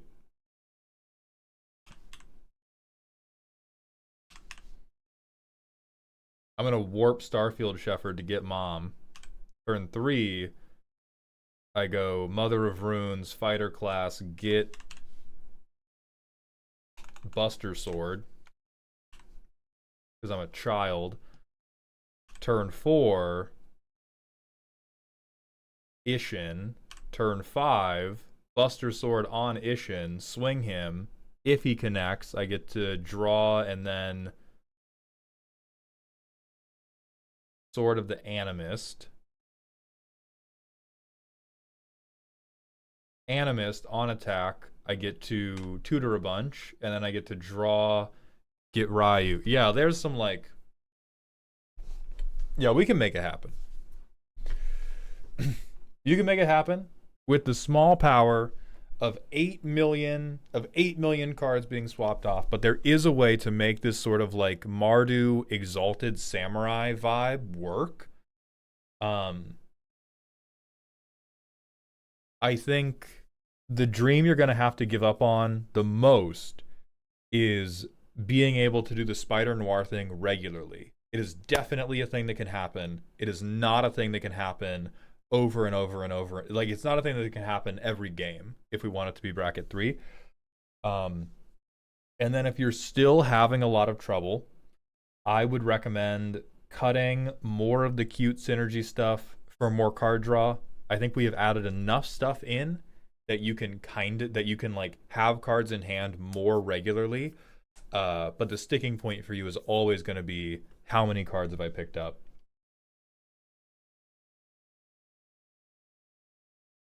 Let me grab this link for you and drop it in chat so you can work from this. Feel free to go back and forth. Email me if there's anything that like super isn't working, because I want you to get a deck that you love out of this. You are deep in potential man hours. I like the idea.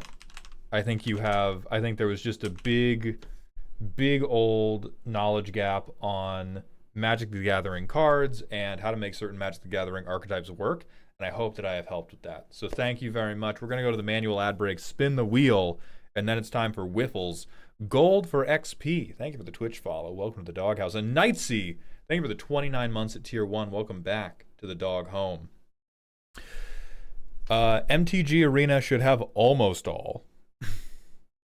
Terrence, we've only done 2 because we were waiting for Whiffles, and I have not seen them yet.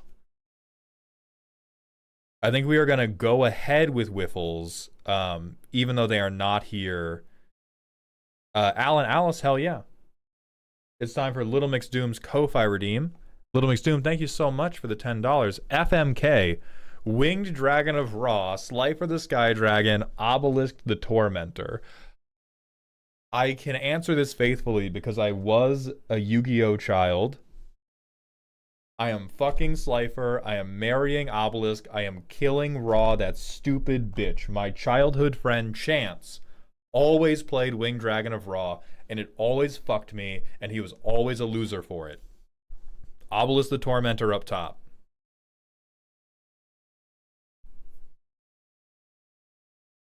Am I good for my deck review this stream or wait for a later stream? Jasmine, Rose, you are probably good this stream. Let's just see how it develops over the next, like, 2 decks.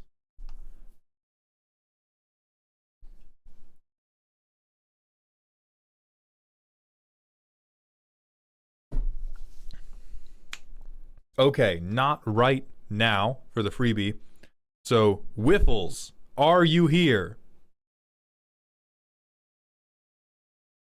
Boo, too fucking bad.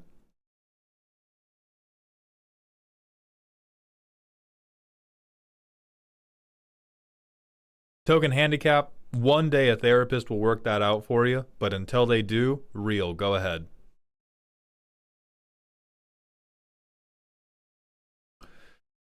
We are also going to do Aegis Athene's custom card review and then M18 Hellcat's review.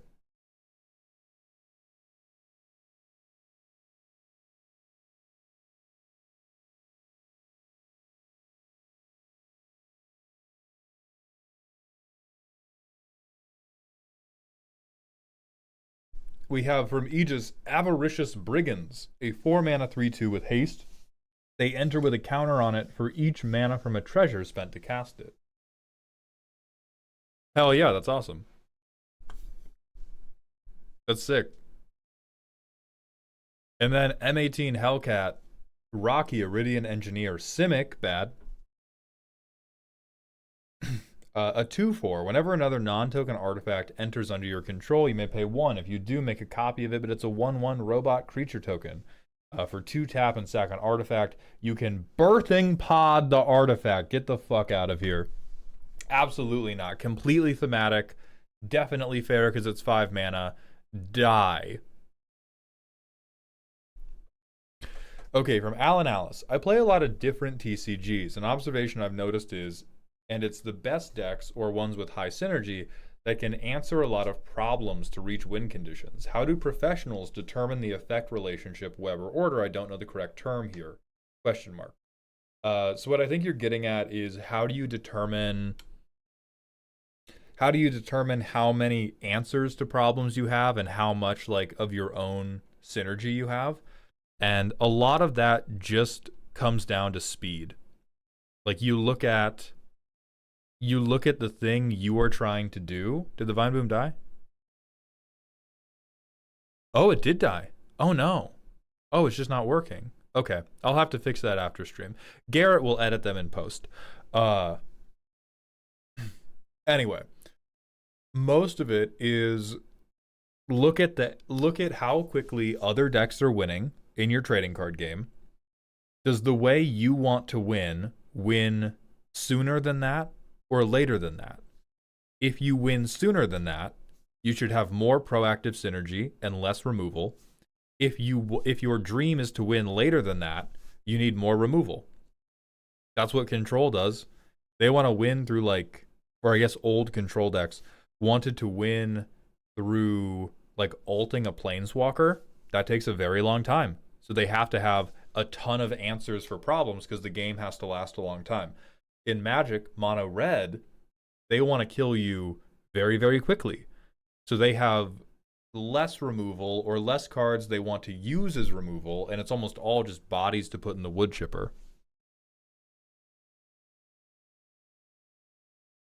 Boss, you remember when I was telling you about Spider-Man lore and how they killed MJ's and Peter's marriage to make him more relatable for younger audiences and had MJ date a dude named Paul? They just killed him randomly, and it was one of the stupidest deaths ever, where Peter just goes, hey man, there's a murderer there, don't go there, and it does nothing to stop Paul from getting killed. That's awesome. Hell yeah. Fuck Paul, dude. All my homies hate Paul. I'm going to the bathroom. We're doing whiffles.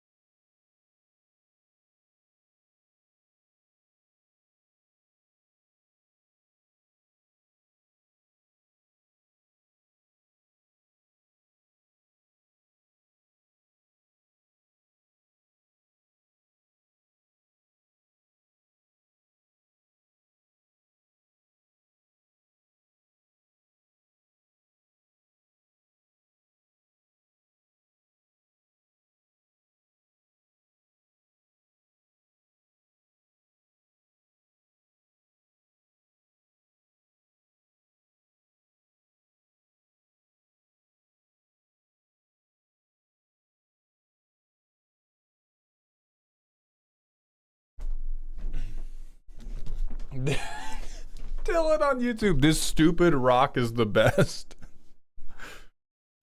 Hey, Maul, they're all +1/+1 counters decks slop, or only ones with cards like Hardened Scale. So the first thing I want to say is slop is probably a term I should not use because it is pretty overused. So instead, let's say, are all +1/+1 counters decks creatively bankrupt piles of dog shit, or only the ones with cards like Hardened Scales? And for that, it's only the ones with cards like Hardened Scales. There's a ton of very, very interesting things you can do with +1/+1 counters. It's just none of the people doubling them know about any of that. There's a ton of cool shit you can do. You can play phenomenally bad cards like Drana.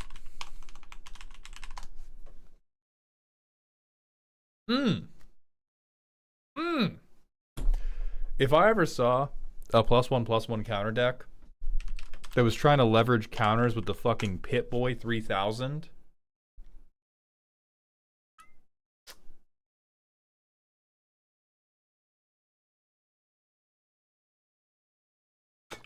like my favorite +1/+1 counters deck that I've seen, Veggie of Wagon fame. I'm sorry, dude, but Drana's overrated. That's not possible. She's not rated at all. This is a 56-cent bulk rare. The current rating of this card is 2 out of 10. It's not possible for her to be overrated. Nobody rates her. What do you mean overrated? I'm like the one guy telling people to play her. And I don't even say she's good. I say play her because she's very fun. I don't even get up on my soapbox and I'm like, dude, you're sleeping on Drana. I'm like, listen, man, this card is bad, but it's awesome. How can it be overrated? Her in command zone? Fuck no. You put this card in the command zone, you are dead. You put this card in the command zone, you are fucketed. You are about to witness the 6/7 o'clockalypse, brother. You have no chance you put this in the command zone. This is my favorite lieutenant for +1/+1 counter decks that want to do like combat tempo.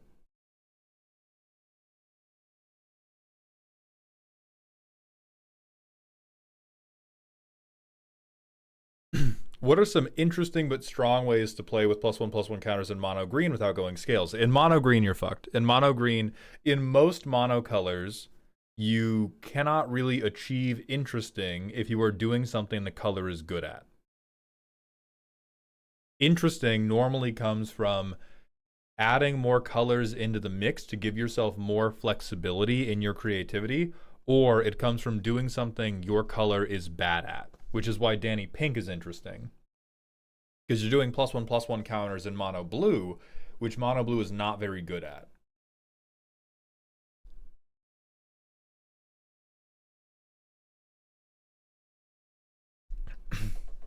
How do you like modular creatures? It's okay. They usually devolve into artifact combo.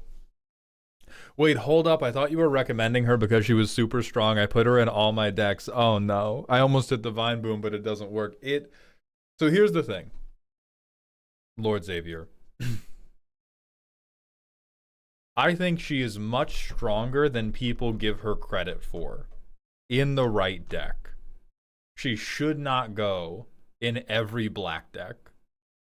But in the right deck, she is worth a lot more than people would imagine.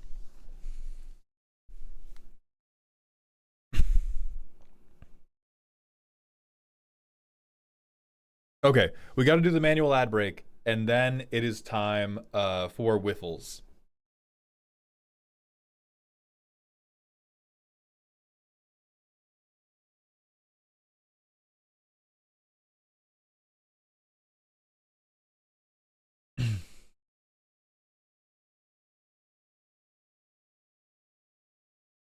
And then I'm seeing if I missed any other questions. Oh, Zerthroshak had the random smasher pass.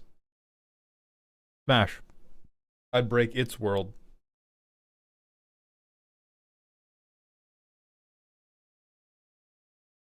Do any mods have access to the Order of Roast today? I fixed my form and wanted to make sure it was still happening today. It's adorable you think I have mods. Have you fixed your form? Hold on. I see you. You're still going today.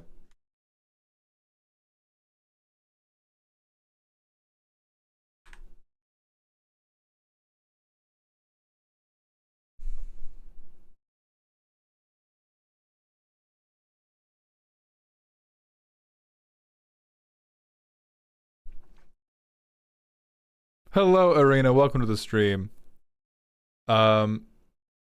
Okay, since Whiffles isn't here, Terrashy, are you good to go right now?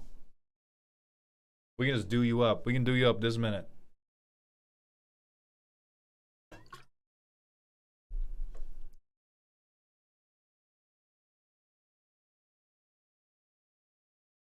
Oh, trying to stretch my tongue a little bit.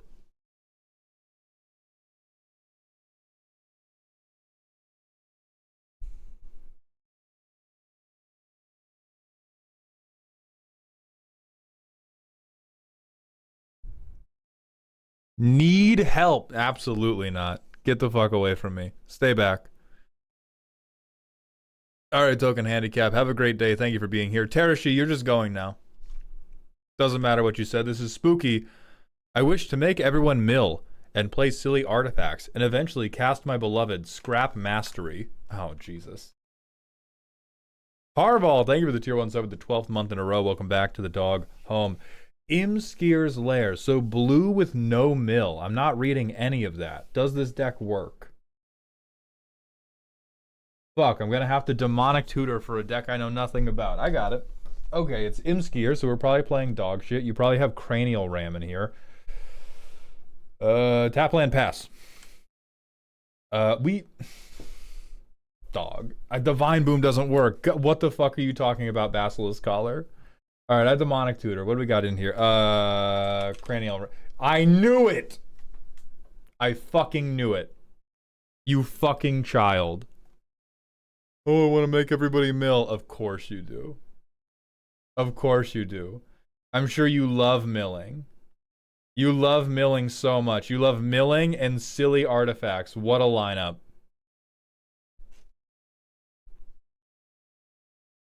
Arena, today we are looking at viewer decks. We are doing commissioned deck roast. So we have Cranial Ram in our hand now. Beautiful. We have Noxious Gearhulk, Cranial Ram, Basilisk Collar, and Worm Coil Engine. Okay, so I Cranial Ram. And I have a Germ. I have a 1/1. These people are about to get fucketed on. I also play Basilisk Collar. I have a 2/1. Okay, Spymaster's Vault enters tapped. Hell yeah, go off. Affinity for Artifacts doesn't do anything. Inspiring Statuary, that's what I'm talking about. I have a 3/1, by the way, on turn 5. It's all happening here. Alright, non-artifacts have Improvise. So this guy costs how many less? This is a sphere, not an artifact. I have 1, 2, 3. So he costs 3 less, so he's down to 5. So I think I can cast him. Tap 1, tap 1, tap 1.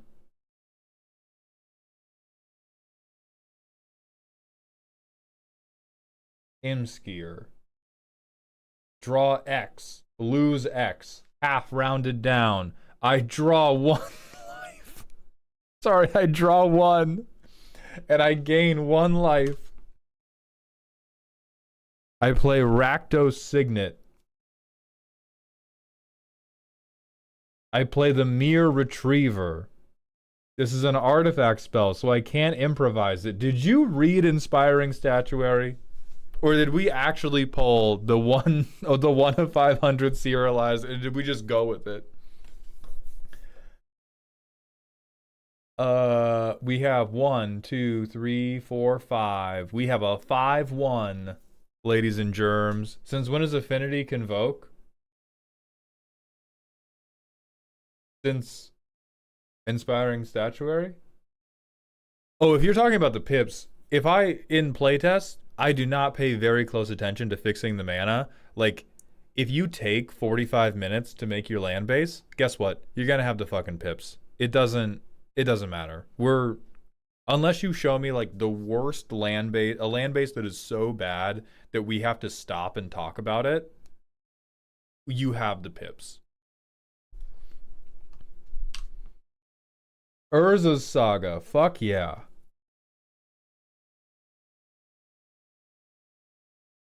Worm Coil Engine, baby. We got him. We got him hella style.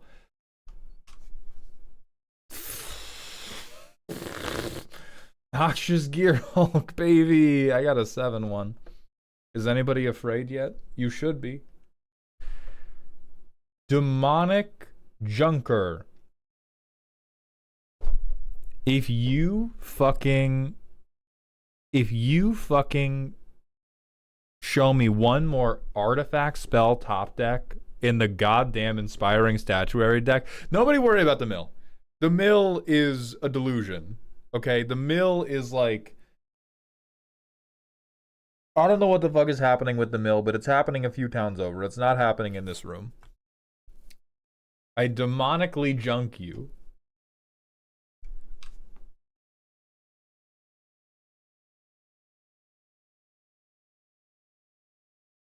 You should also have like 8 more cards in your hand from Imskir. Why? When we played Imskir, we had 3 artifacts on board. Now, why we should have more artifacts is what we should be doing from this position, rather than tapping out to play 6-drop after 6-drop after 6-drop, is we should put Cranial Ram on Imskir and be like, okay, kill him or you die to commander damage. And then when he's killed, we recast him.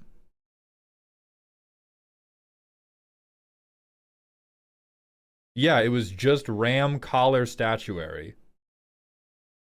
Imskir's ability doesn't matter to me. He's just the right colors and vibe. So we maybe should consider picking a commander whose ability matters when we're playing commander. That hot take. But vibes are important. Vibes are very important. Okay, so it's turn 10. We have a pretty middling board. We have not milled anything. We have played a lot of artifacts, but we are, like, our taste in artifacts seems to range from, like, beloved, underrated cards to just, like, stone cold best artifact. Sorry, I shouldn't say that. Arcane Signet exists. Just, like, stone cold good stuff. So let's go to the list and see what's going on here. Generic good stuff, you. There are more things in here than you believe. What if we did Voltron? So you, go find Mesmeric Orb. You want Mesmeric Orb. Great. Great. Supreme. Supreme.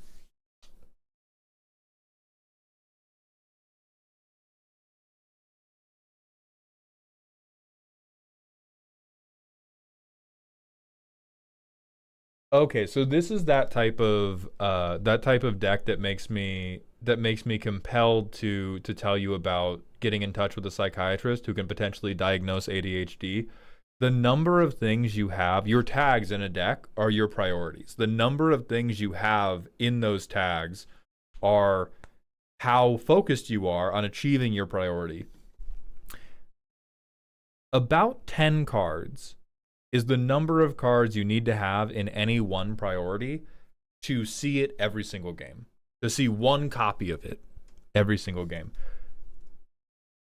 We have one thing we're trying to do that we're going to do every single game, and everything else is just complete random bullshit go.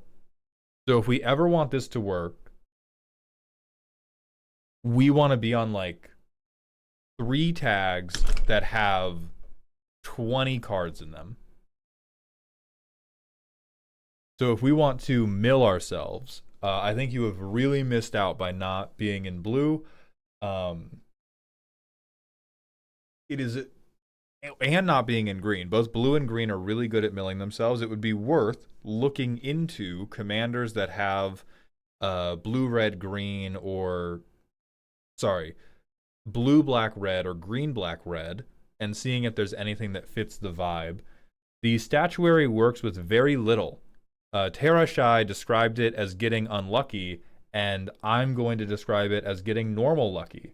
We have, like, how many non-artifact creatures do we have in this whole deck? Here's one. Right, non-artifact spells. We have 2, 10, 20. Can't pay for the pip there. Can't pay for this. can pay for this. So we have like under 20 things. Because almost all of our creatures are artifacts, and many of our things that are non-artifacts are pip restricted, like Reanimate, or like Goblin Welder, or Rakdos Charm, or Terminate. Scary Moth Baby, we gotta focus the fuck up. We gotta focus the fuck up.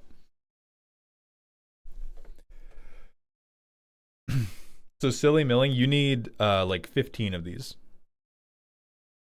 If you want to mill, if you want the point of the deck to be, I'm going to mill myself a ton and then cast Scrap Mastery, like this right now is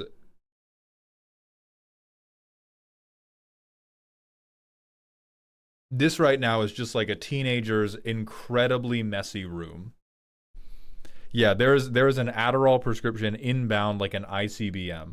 All of the cards are very cute. Things I put in when I was new to Magic and very bad. Yep, great. So good. This is a win condition, trust me. I would have trusted you if I had not played the deck. I only want to mill if we're all milling and only if it's Mesmeric Orb. Why?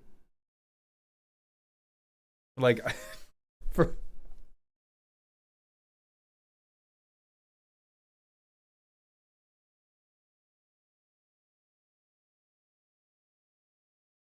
we pulled a borderless Rust Harvester. What the fuck is this card?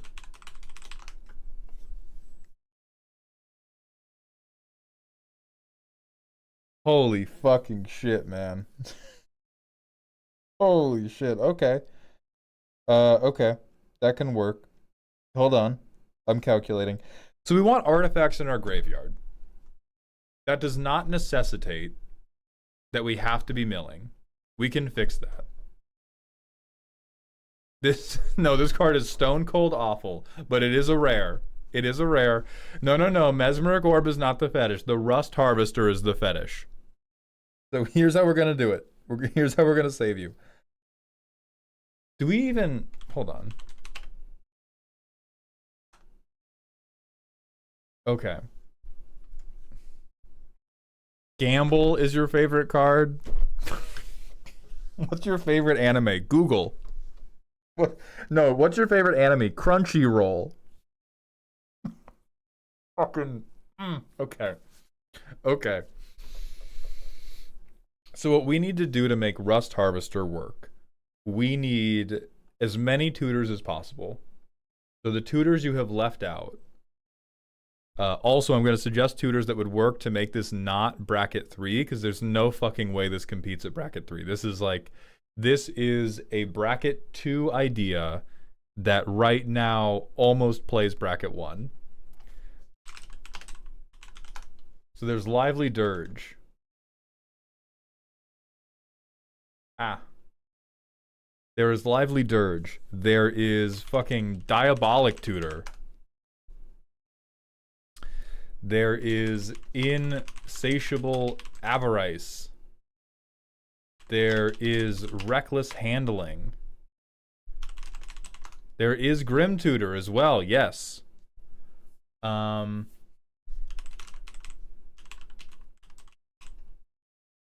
might be other artifact tutors. They're all in blue. Fuck me. There's Disciples of Gix, but that's also very expensive. We have the Engineer.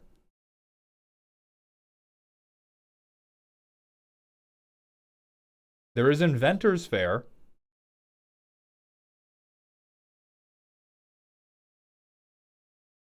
That's Equipment card. That's Artifact with mana ability. We have Reckless Handling. That's Artifact Land Cycling. Beseech the Mirror. Yeah. Why do we want to mill instead of rummaging? Yeah, we don't. That's part of what we're trying to fix. But what I'm trying to do is, if they want to build a deck that can utilize Rust Harvester well, part of that is we have to find Rust Harvester. I also don't actually think you want recursion. Like recursion right now is the primary thing you want this deck to do and it also gets rid of the things you want to feed Rust Harvester. So a pretty core part before we go any further, do we actually want Rust Harvester to be the hero of this deck, or is the deck grown beyond Rust Harvester?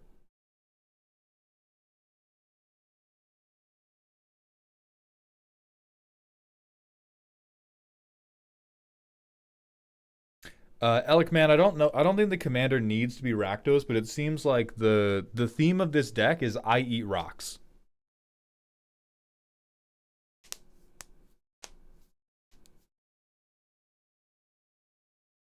The deck has grown to Mesmeric Orb. I love Mesmeric Orb. Holy shit, they've been hypnotoaded by Mesmeric Orb. Okay.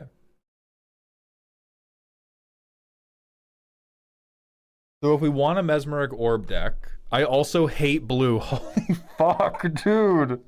What the fuck are you talking about? What the fuck?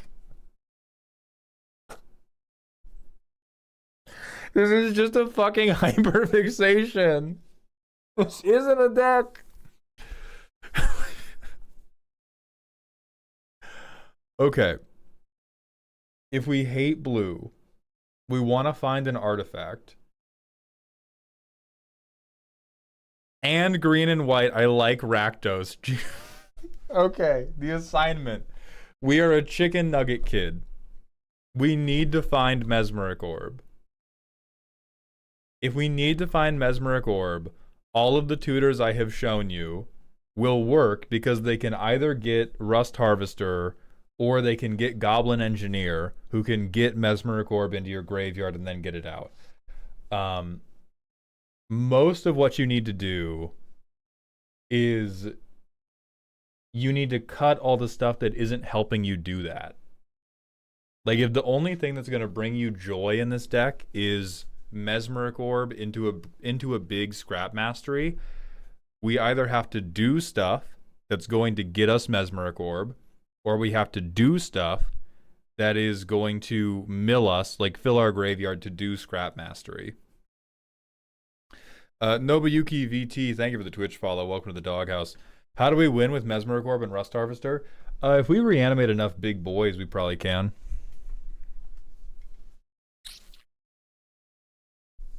Yeah, there is Recruiter of the Guard.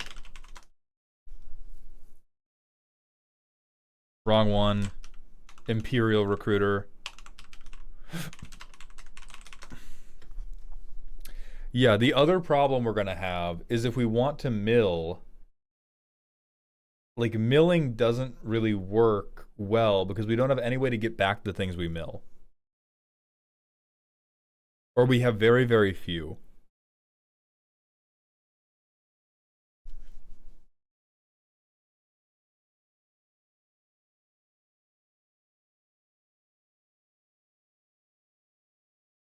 Specifically, get back the things that are not artifacts. We can get back the Mesmeric Orb. We do have a way at Scrap Mastery. Okay, Terashai. Crazy hypothetical. You mill Scrap Mastery. What happens?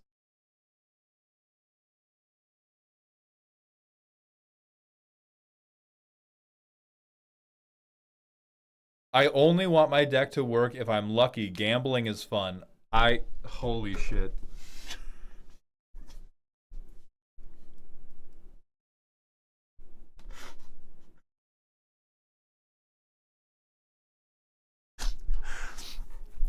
Dr. Maldhound, Dr. Maldhound, I need your help. I've been having trouble sleeping. I'm having terrible chest pains, and sometimes there's blood in my poop.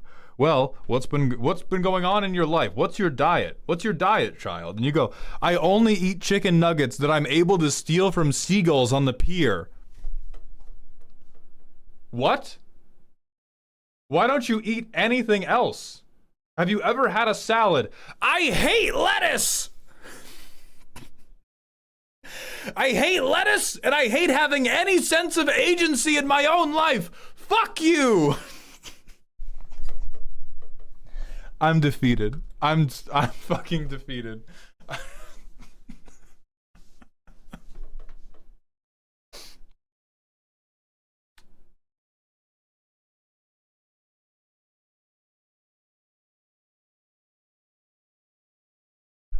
Okay, I only want it to work.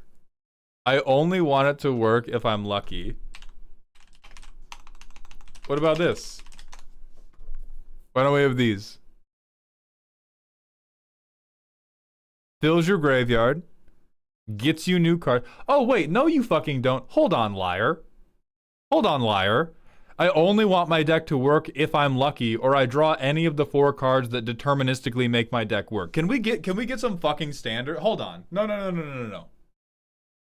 I am happy to be fucked with. I am happy to be fucked with for your entertainment. I am happy to run up against the wall of you having hills you'll die on, lines in the sand. I will not fucking accept.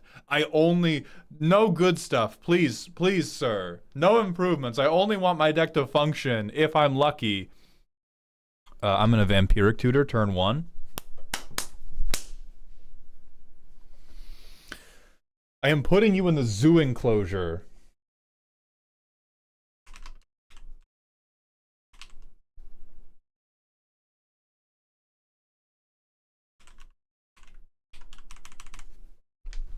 Clean fucking sucks. Unsavable. Get the fuck out of my office.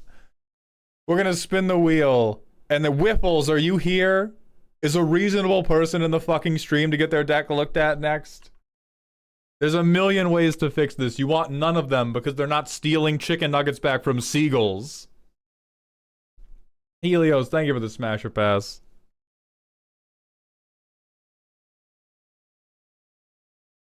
Hell yeah, Smash. Long journey like that?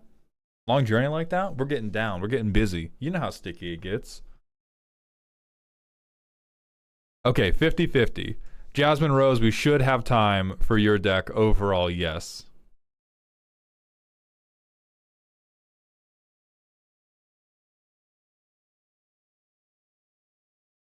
Not right now. That means we're going to do Jasmine Rose. And then if Whiffles is still not here, we will probably do Whiffles in the freebie. But the freebie is happening... Now there's only right now. So after we do Jasmine, we're definitely doing Whiffles. Arena the Shadow VT, thank you for the Twitch follow. Welcome to the doghouse. CM Drud, thank you for the 100-bit cheer. Welcome to the dog pile. How do I get my deck onto the list for you to look at? Not right now, but in general. So in general, we have commissions we sell on Ko-Fi every Sunday at noon PST. For right now, after we do the next deck, there is going to be a free raffle that everybody in Twitch chat can participate in to get your deck looked at immediately. The stuff I sell on Ko-Fi is broken into 2 types of review. There's the roast, which is like this, where I actually think... shout out Terashai. That to me is the perfect energy that I want out of a roastee. I very much enjoyed that. I think you have some crazy vision that I can't quite wrap my head around, and I'm very angry looking at how you attempted to execute it, and every reasonable suggestion I make to you, you're like, nah, you don't get it. I think that's perfect. If that's the experience you want, get a roast. If you want more actual help, like I would say the Ishin deck we looked at earlier, that started as a roast, became more of a review because we swapped out like 25 cards to make the deck function better. So if you want more functional help, get a review. They're cheaper. If you want me to lose hair looking at your deck, get a roast. I'll Venmo you twice the cost for a review right now. I'm not on the list. Dylan, unfortunately for you, we do have a go right now price, and it's $500. Thank you, sir. Thank you, sir. Portal is an amazingly evil card. You cannot pay me to roast a commander. That is a long-standing rule I have held throughout my career. You can pay me to like roast your deck that has Brewback in it.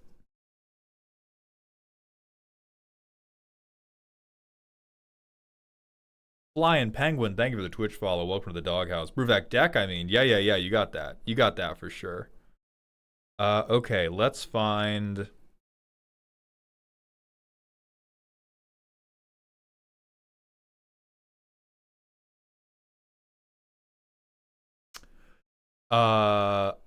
person who's going next. I just missed your name. Scorpio, thank you for the Twitch follow. Welcome to the doghouse. Jasmine Rose T, what was the handle or part of the handle? I need to find you on the Google form. High Tides, thank you for the tier 1 sub of the 7th month in a row. Welcome back to the dog home, my friend. I appreciate you. So give me the handle or part of the handle if you don't want to say the whole handle, just so I can find your name.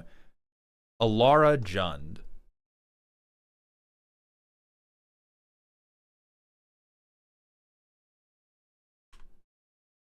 Did you fill out the Google form?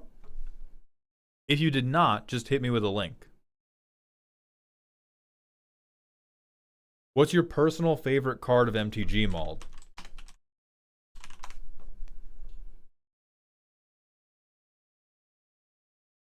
For very obvious reasons. Huh.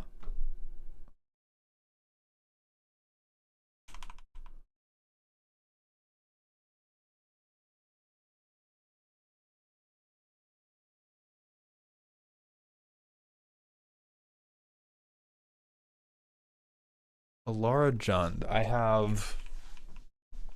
have to be smoking crack.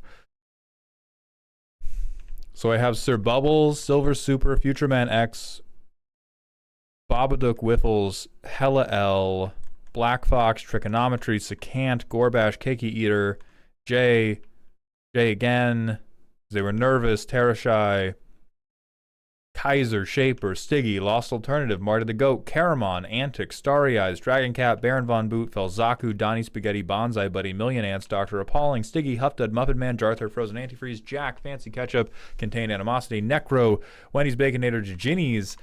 I think something went wrong with the form submission. So if you could hit me with the link directly.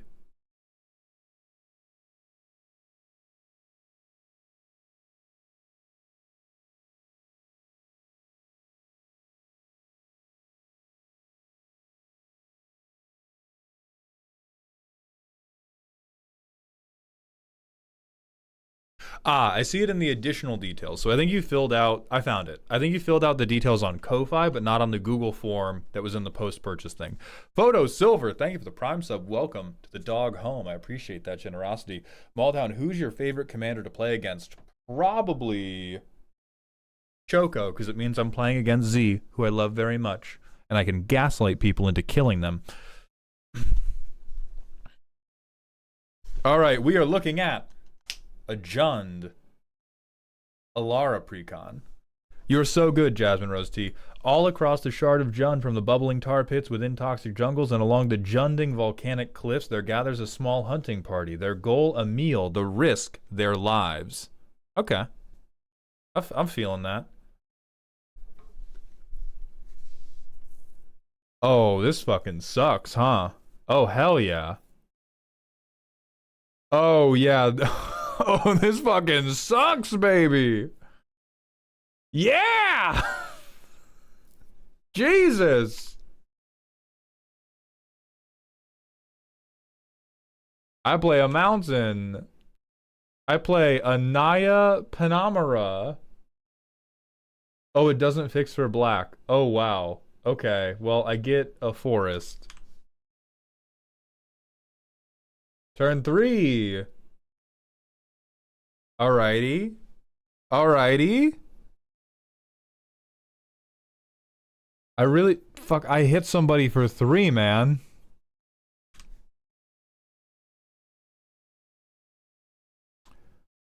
Alright, so real quick, before I cast this 4-mana 3/4, what was the most recent precon you played? Because they're like...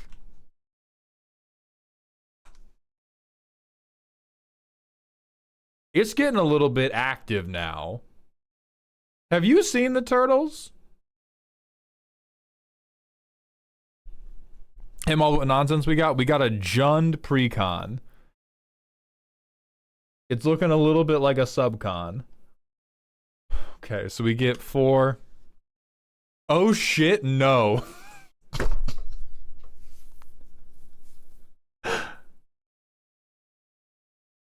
Yeah. Jund is. I'm aware that it's Shard of Alara. Colin, thank you for the Twitch follow. All right, so when something dies, we get counters on Quiche. We can give Quiche double strike. I think we unearth this guy. We swing him.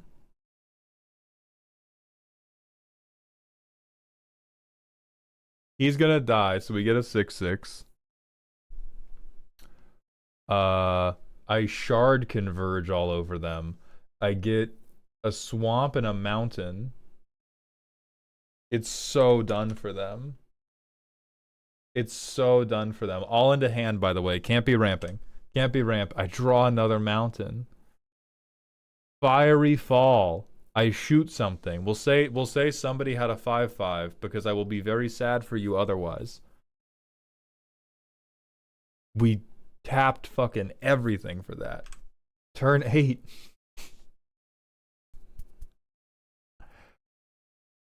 Unearth exile so it wouldn't even give counters, right? Hey, don't pay attention to that, okay?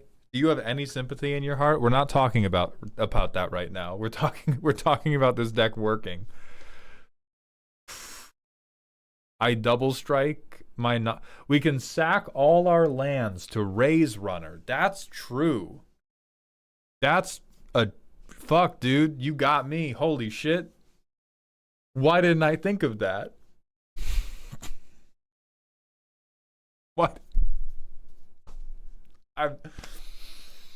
Oh man, I'm coming up on my first MMA fight, and you have given me the beautiful idea that if I get in the ring and then tear my own dick off, I can wave at people and the blood might blind them. They'll be very afraid of me.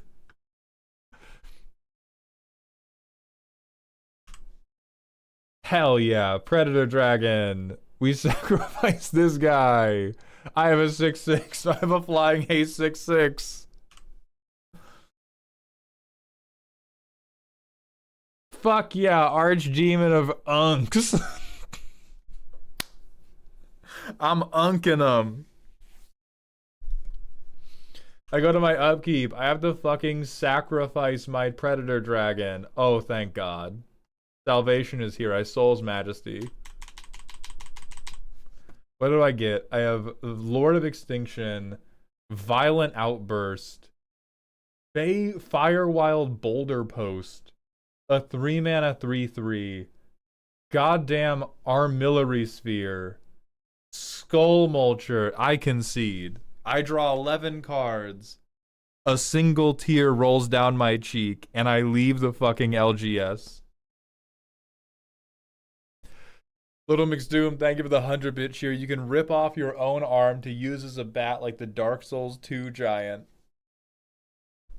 I don't...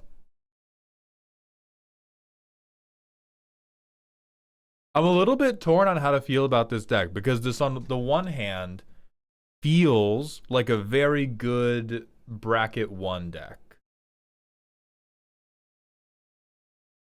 It's like this is actually what I was talking about earlier, where the idea is bracket 2, the execution is bracket 1, because holy shit, all of these cards are so bad.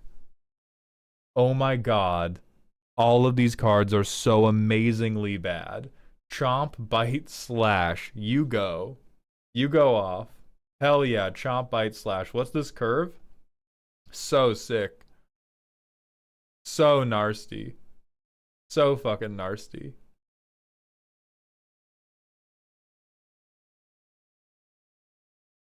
Hey, why is this guy on the sideboard? This is like the best card in your deck. Restore the shard. Okay. So this is like land fixing. And then CM Drud, thank you for the 100-bit cheer. Sadly, I know what most of these cards do because I used to play them myself.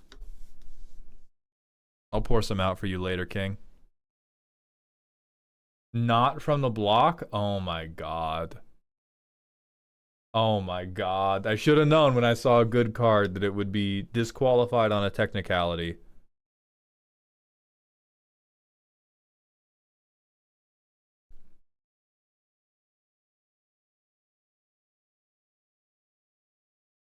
Okay, so here's what I'll give you. I love the vibes. I think it's a really good. Every single card you've picked looks like a scene from a hunting party going out into the jundles of Jund. If you are operating on the requirement that every card is from the Alara block, there is literally no way to make it better, and this shit sucks doo-doo ass. With love. I think this is bracket 1 only.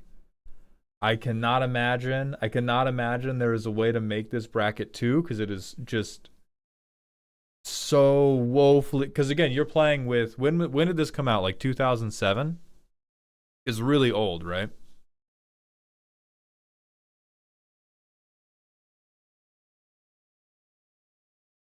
Put a mesmeric orb in it. Thank you, dog sauce. 2009. Yeah, like comparing a really well built 2007 deck to a shittily built 2026 deck, you are getting folded.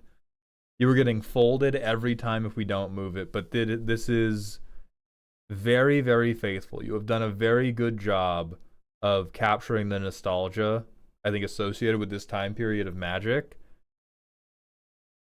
And if my eyes had not been cursed to know what the Ninja Turtles precon could do, I would think this was pretty good.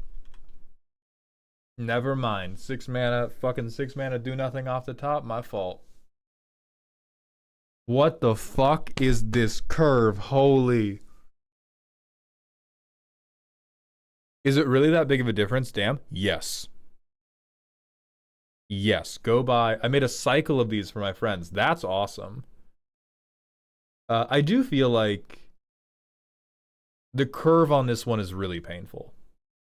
There's so many of the test hands I've drawn just like do nothing at all, which if these are like, we've made these as a precon, the bit is a set of precons to all play together, maybe this is the person who is supposed to little bean, but if I was handed this, I would be greatly frustrated by the fact that I have to wait a really long time to play anything. Like, I would rather play even worse cards just to be like, okay, I discard to hand size. I discard to hand size. I discard to hand size. Turn 6, all right. Hell yeah. We doing flavor stuff. Like, I would rather be handed a ton of dog shit 2-drops and 3-drops and just kind of go to town versus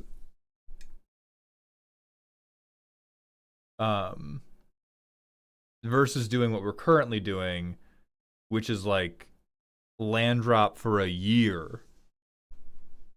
What's the gimmick again? It is a precon based around the Jund Shard of Alara. Like turn 3, hell yeah.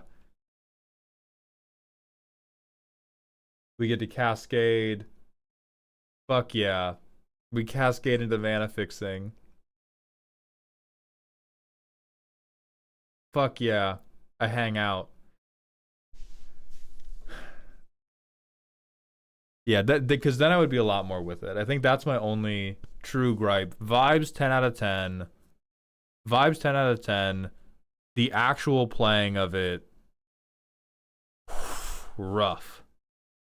I tried to make a mid-range with some big boy payoffs. I think we just don't have enough card draw, and we don't have, like, the thing about mid-range is mid-range you're trying to play valuable permanents. Your permanents are not valuable enough. Yeah, this is the mid-range emphasis on mid. Is Ad Naus too much for this because it's an Alara card? No, put Ad Nauseam in this deck. Put Ad Nauseam in this deck. With this curve, Ad Nauseam is a genuine risk to your health. Oh wait, you want Ad... Dog, we're never casting the Ad Nauseam. We're never getting to 5 mana. What do you mean? What do you mean? You're going to cast this on turn 8 and die because you have 10 life. You have 2 black pips?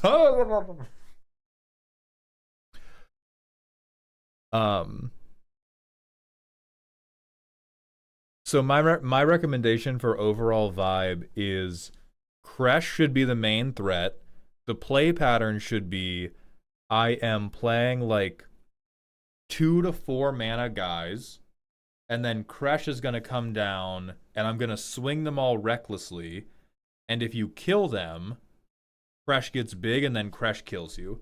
I think having so much stuff that is more expensive than Kresh is tanking the shit out of this curve, even though I know you want it to be big and scary, but we don't have enough to fuel Kresh. We don't have enough card draw to hit all of our land drops to play the scary shit. So we should just be way bigger on like 2 drops. Suck up most of these 6 drops, some of these 7 drops, a few of the 5 drops, 2 drops if there's any worthwhile 1 drops, and then eventually just go, okay, curve out, curve out, curve out. Turn 5, turn 6, I play Kresh, and now if you block my shitty guys, well, hey, I have a big commander.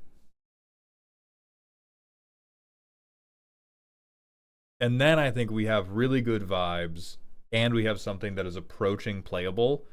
Right now, this is like, it's a very, very cute art project, but it is like, we are all in on art project right now.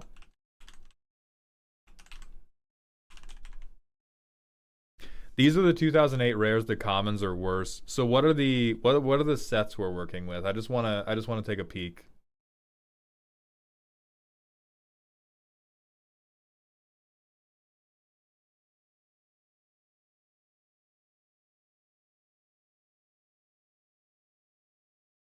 Alara Reborn, Shards of Alara, Conflux. Okay.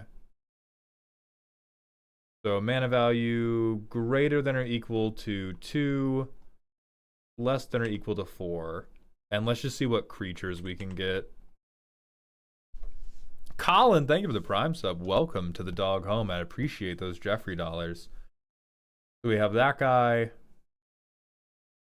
We have a very bad Hydra. Need to do Commander Jund.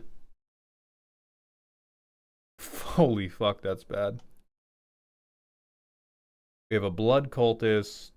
We have a Bloodthorn Taunter. We have a Minotaur. We have a 2-mana 2/2. We can ruin the game. We have a Death Baron, but this is more like Grixis looking. Drum Hunter would be good. Exuberant Firestoker.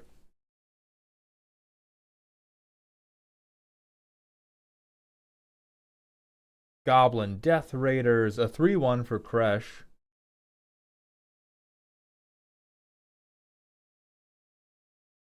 Wowza. Okay, Jund Battle Mage.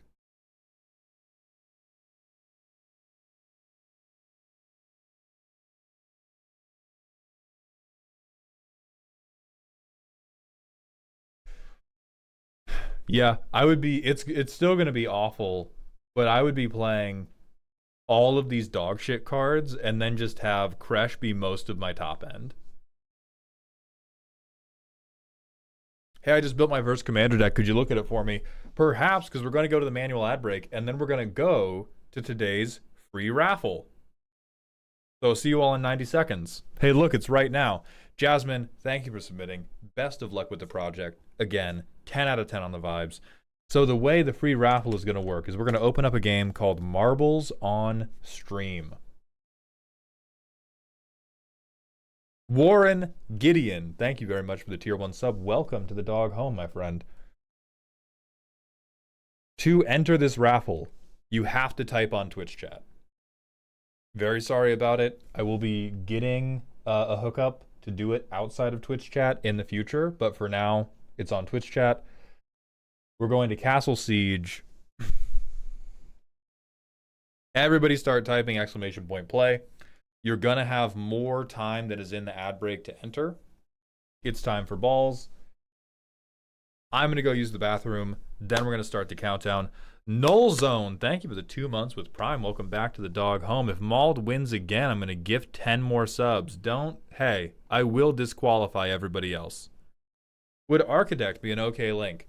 Yes, but you have to win the raffle. So make sure you're over here. But once you win, whatever deck building site you use should be fine. I will be right back, everybody.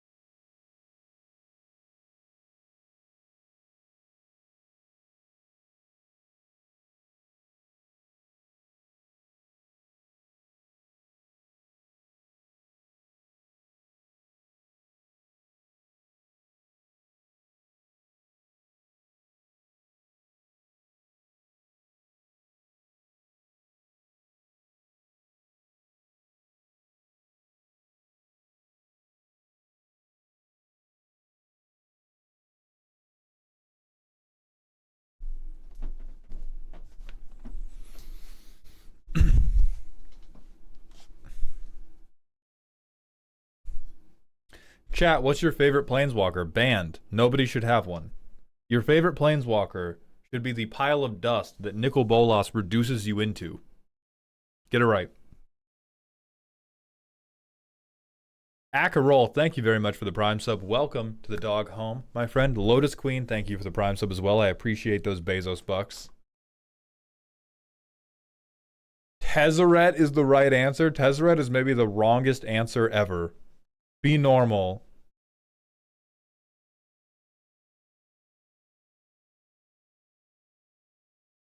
Okay, we have 134 people in. We're starting the 2-minute countdown. You have 2 minutes from now to enter the raffle. I am all happy to catch another stream. Thank you for being here, Scruff. Ashiok is so much fun. True. More wrong than Teferi. Ooh. Yes, I hate artifacts. I do not crave the certainty of steel. I crave the soft flesh of my beloved. Fuck artifacts. Eng.exe, thank you for the 100-bit cheer. Mauled, what about those that no longer have a spark like Obnix? That's good. That's fine.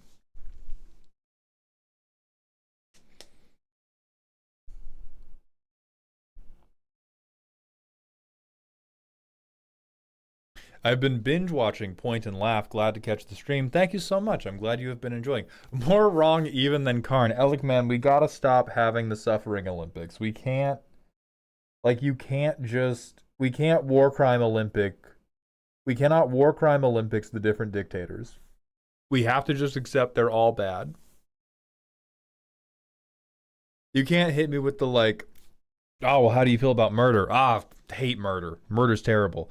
Yeah. Well, what about multiple homicide? Okay, yeah, I hate multiple homicide. Multiple homicide is really bad. What if I bombed a pet Come on, man. Yeah, but what about mass murder? My fault. God damn it. That's bad too. Fuck.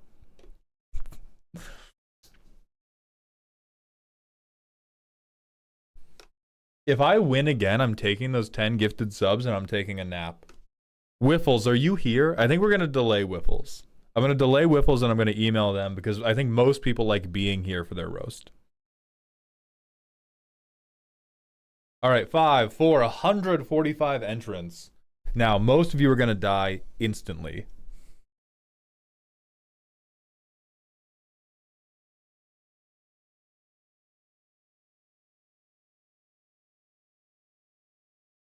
Not me, though.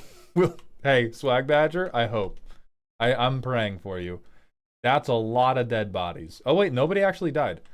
Okay, Talon Hawthorne is in the league currently with no profile pick. Oh, they're schmovin'. Having absolutely no problems. Everybody's way behind them. Okay, they're going the wrong way now. They're a little confused. That's okay. That's okay. We all experiment a little. And will... Oh, never mind. Okay, will the doctor... Oh, immediately... Nope. Will, come on. It is now Leventhros up in the lead. They're going pretty quickly. Dodging the barrels. Oh, they're going really fast. They might get to the end. Let's see how these bombs go. Not great, but nothing bad. They're still heading the right... Oh, well, as I live and breathe. As I live and breathe, they're going the wrong direction. Come on, Leventhros. You got it. You got it. Pay no attention to the mortar shots. God damn it, Leventhros. It is now Young Turkey Boy. They are in first, followed by Darkfire, followed by Mysterious Mr. MR, and now they are going backwards, and now it's Darkfire. And now they're going backwards. And now it is Eris Leo. Never mind, it's Devquin. Never mind, it's Eris Leo. This is a struggle, man. You guys are limping to the end. It's all non-subs in the top 10. That's fucked up, actually. Oh, Devquin's dead. It's Will the Doctor. They have reclaimed their early lead. We're almost to the finish line. Now, if you do go too quickly towards the finish line, you do just kind of shoot off and die, like half of these people are doing. But it's Necroleer, or Necolier.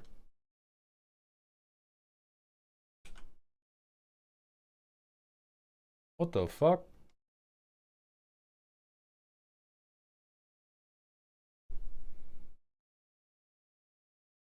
Did you win? I haven't decided yet.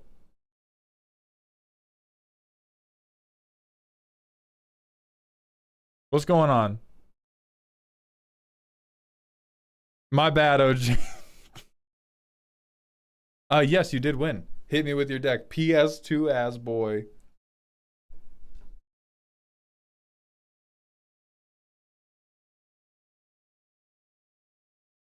Did I at least live? There's no way to know.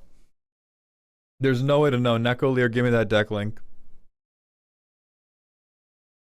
Jens Lindell Official, thank you very much for the Prime sub for the second month in a row. Welcome back to the dog home. You can send it here or send it in the Dear Maldhound section of my Discord. There we go.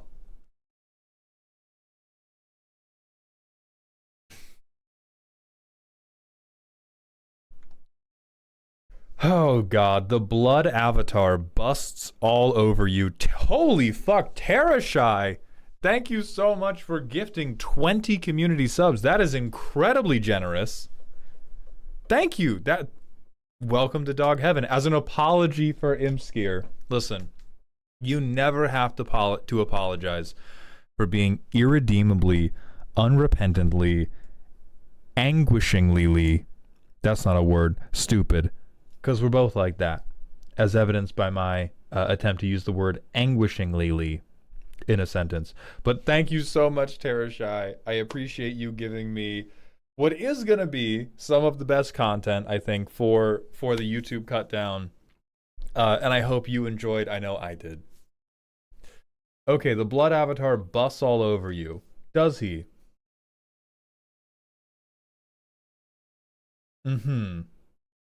What do we do on the backside here? We can sack creatures. So we want to make tokens.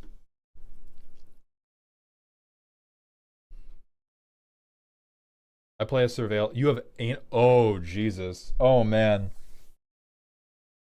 Oh, Joey Schultz helped you with this one, didn't he? Anok Strike Leader.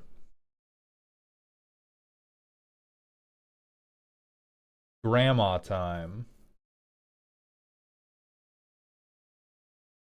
I swing Anok, I get a 1/1. Who cares? They're a bird now. If Anok dies, it can recur it with Alesha, so it doesn't matter.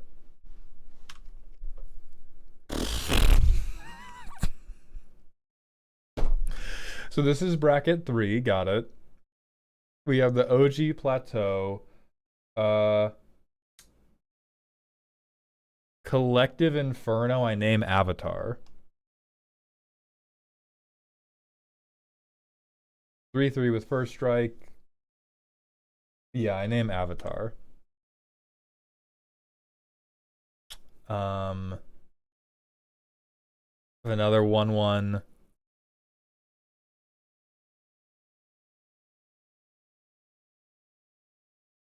Ugh. Ugh. I go Marionette Apprentice. I have another 1/1. So red, black, sack these 3 guys. I awaken the Blood Avatar. I get my 3/6.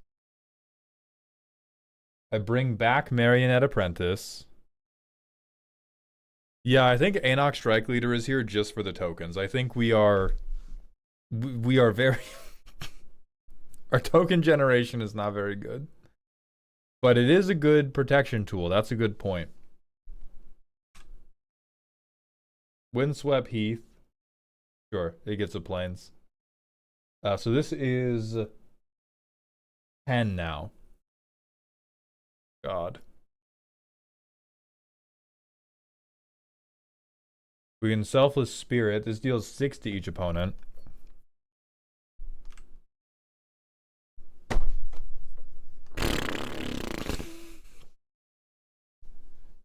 I think you might have to rename this deck to the Blood Avatar busts 1 time and then says he has a headache. The best way to feed the Blood Avatar is looping Timeline Color and Poxwalkers, but we don't got it. There has to be better ways. I feel like our token making section is very weak. Fodder for the Avatar. Sure. Sure. No. No. No. I mean, kind of. Sure. No. Sure. No. No. No. Oh, all right. Very aspirational. I think we seem to be really underrating stuff that would just like make us a token every turn. Right? Like he doesn't care about them being tokens or not. Like a lot of the things we are doing in this deck are worse than just I play a 2-drop that makes me a shitty 1/1 every turn.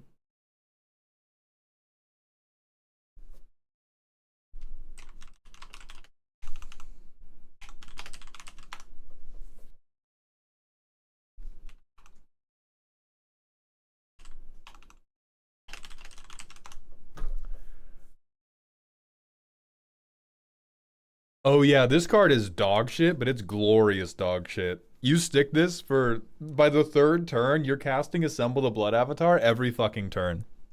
It's amazing. It's so good for you. Blow out the whole table. Yeah, I mean, sure. But again, this all works, but it would work even better if our fodder plan was better.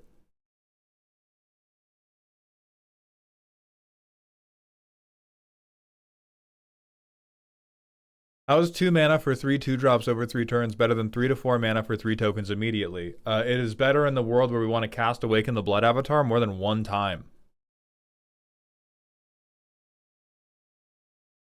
That's how. Like this deck looks very much like, oh God bless, we get to do it twice. Holy fuck. But the first playtest we looked at and the way this deck is built looks a lot like I cast Awaken the Blood Avatar 1 time, miss my land drop, and scoop with 1 avatar on the table.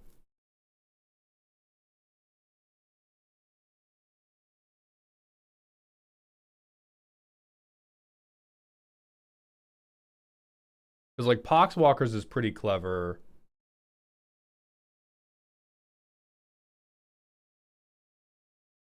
But yeah, I'm just not. It does need to mulligan aggressively, kinda, and it wouldn't need to if we had better fodder generators. Because because the other thing that we're pretty in the weeds with. Okay, we have a lot of card advantage. That's good, but we probably have a lot of card advantage because the fodder section's not working. Like in my mind, Awaken the Blood Avatar is a deck you are very happy with if you just get to cast Awaken the Blood Avatar every turn. If I just cast one copy every turn, I'm happy, right? And that's the kind of stuff I would be recommending. I mean, you can do Krenko. You could even do bad Krenko. Because Awaken the Blood Avatar, sorry, wrong Krenko. This guy, bad Krenko. Because you could, you're going to be clearing out blockers with Awaken the Blood Avatar really, really easily. Anim Pakal too, yeah. Yeah, like we have a couple of the best fodder generators, and then we have gone straight to some of the very worst ones, which are good for making us cast Awaken the Blood Avatar one time. But there's just a ton of no. All of this could be fodder. And you would cast more Awaken the Blood Avatars. Like, if we just... 43 lands is insane, by the way.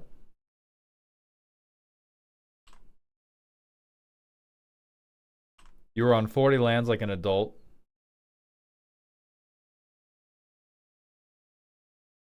Glimpse the Impossible should be in the deck. Please, nobody take too much of a note that I did that. It is a good enough card to be in the deck. I'm just being cheeky. No.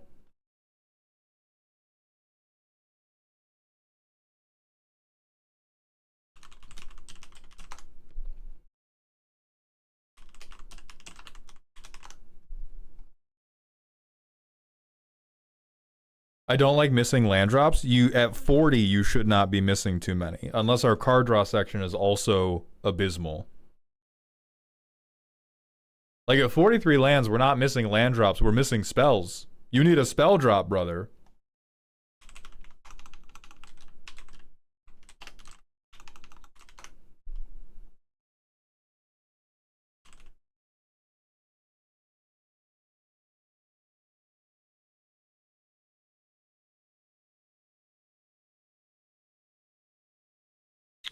Repeatable token generator, repeatable creature tokens. I think repeatable creature tokens is better.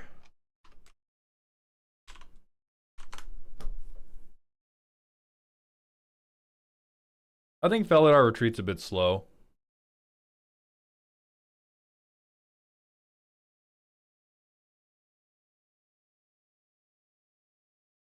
BMC is a little expensive, but we could do black market connections as well. We're never going to control our commander. Elspeth Sun's Champion's kind of cookery, actually. It board wipes everything that isn't an avatar and makes us 3 if we can defend it with our big avatars. I'm kind of rocking with that. These are more blockers than anything else. You'd probably do Stormslayer for the same thing. We can do Anim Pakal. We don't want Kiki Jiki. They're not going to control more creatures than we do, because we are going to be a bunch of bitches and wipe them. Grave Titan's too expensive. Amass Zombies 1 isn't going to be amazing.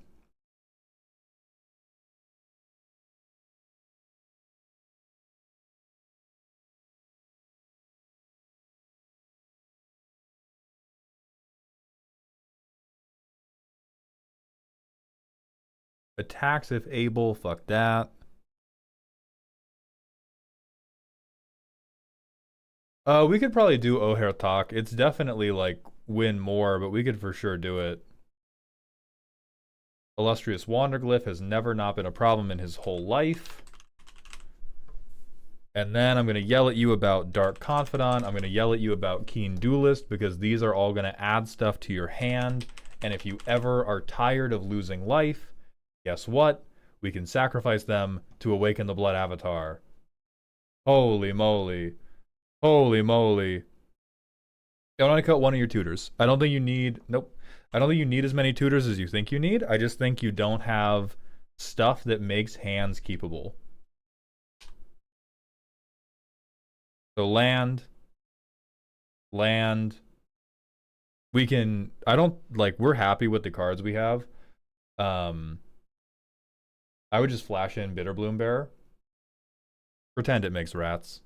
So, turn 3, we have 1 rat.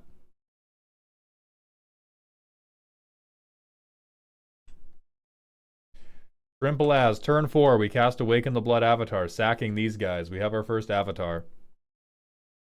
This is 10 now. Sorry, not yet. I can't laugh yet. 2 more birds from Bear and Bitterbloom. We Flooded Strand, we crack it for a land that makes white. We swing a flyer if we got very lucky, which I don't think we will. But if we got very lucky, and we are very greedy, and 2 of these 1/1s live, we immediately cast another Awaken the Blood Avatar. If we want new cards, we can now Keen Duelist, but we have double avatars.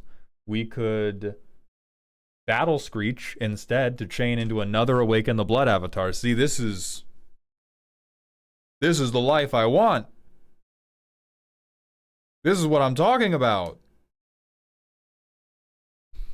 Ishin's also very cute because we have so many of the things that make tokens on attack. I see the light, excellent. Because I love Awaken the Blood Avatar. And then eventually you will hit like your aristocrat effects, but you can deal fucking 9 to everybody every turn?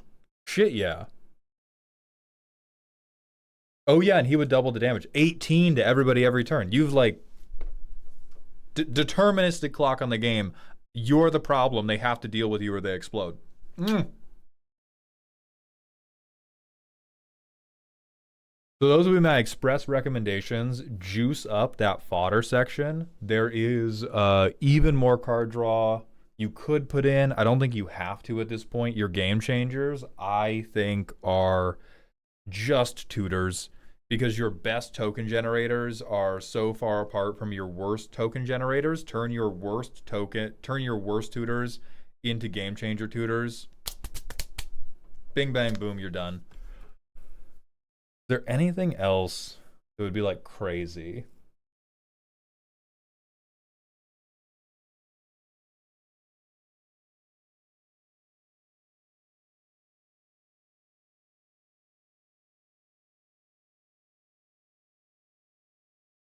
Nesting Dovehawk. Ooh, that's a fuck. Yeah, Nesting Dovehawk is really good. Shit, man. Sorry, spend $23 right now, fool.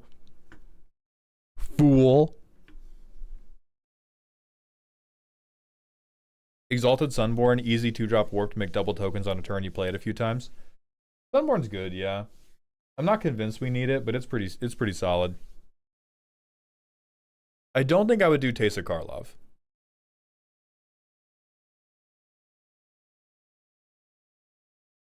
What the fuck is bro doing in here? Hold on. Wait, stop the fucking show. Stop the music. Stop the fucking music.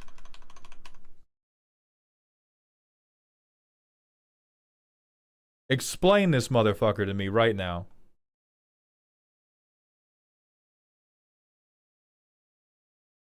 My table does a lot of shitter 1/1s. It's tech, I promise. Okay, token player head, I'm with you. Put the music back on. I love you.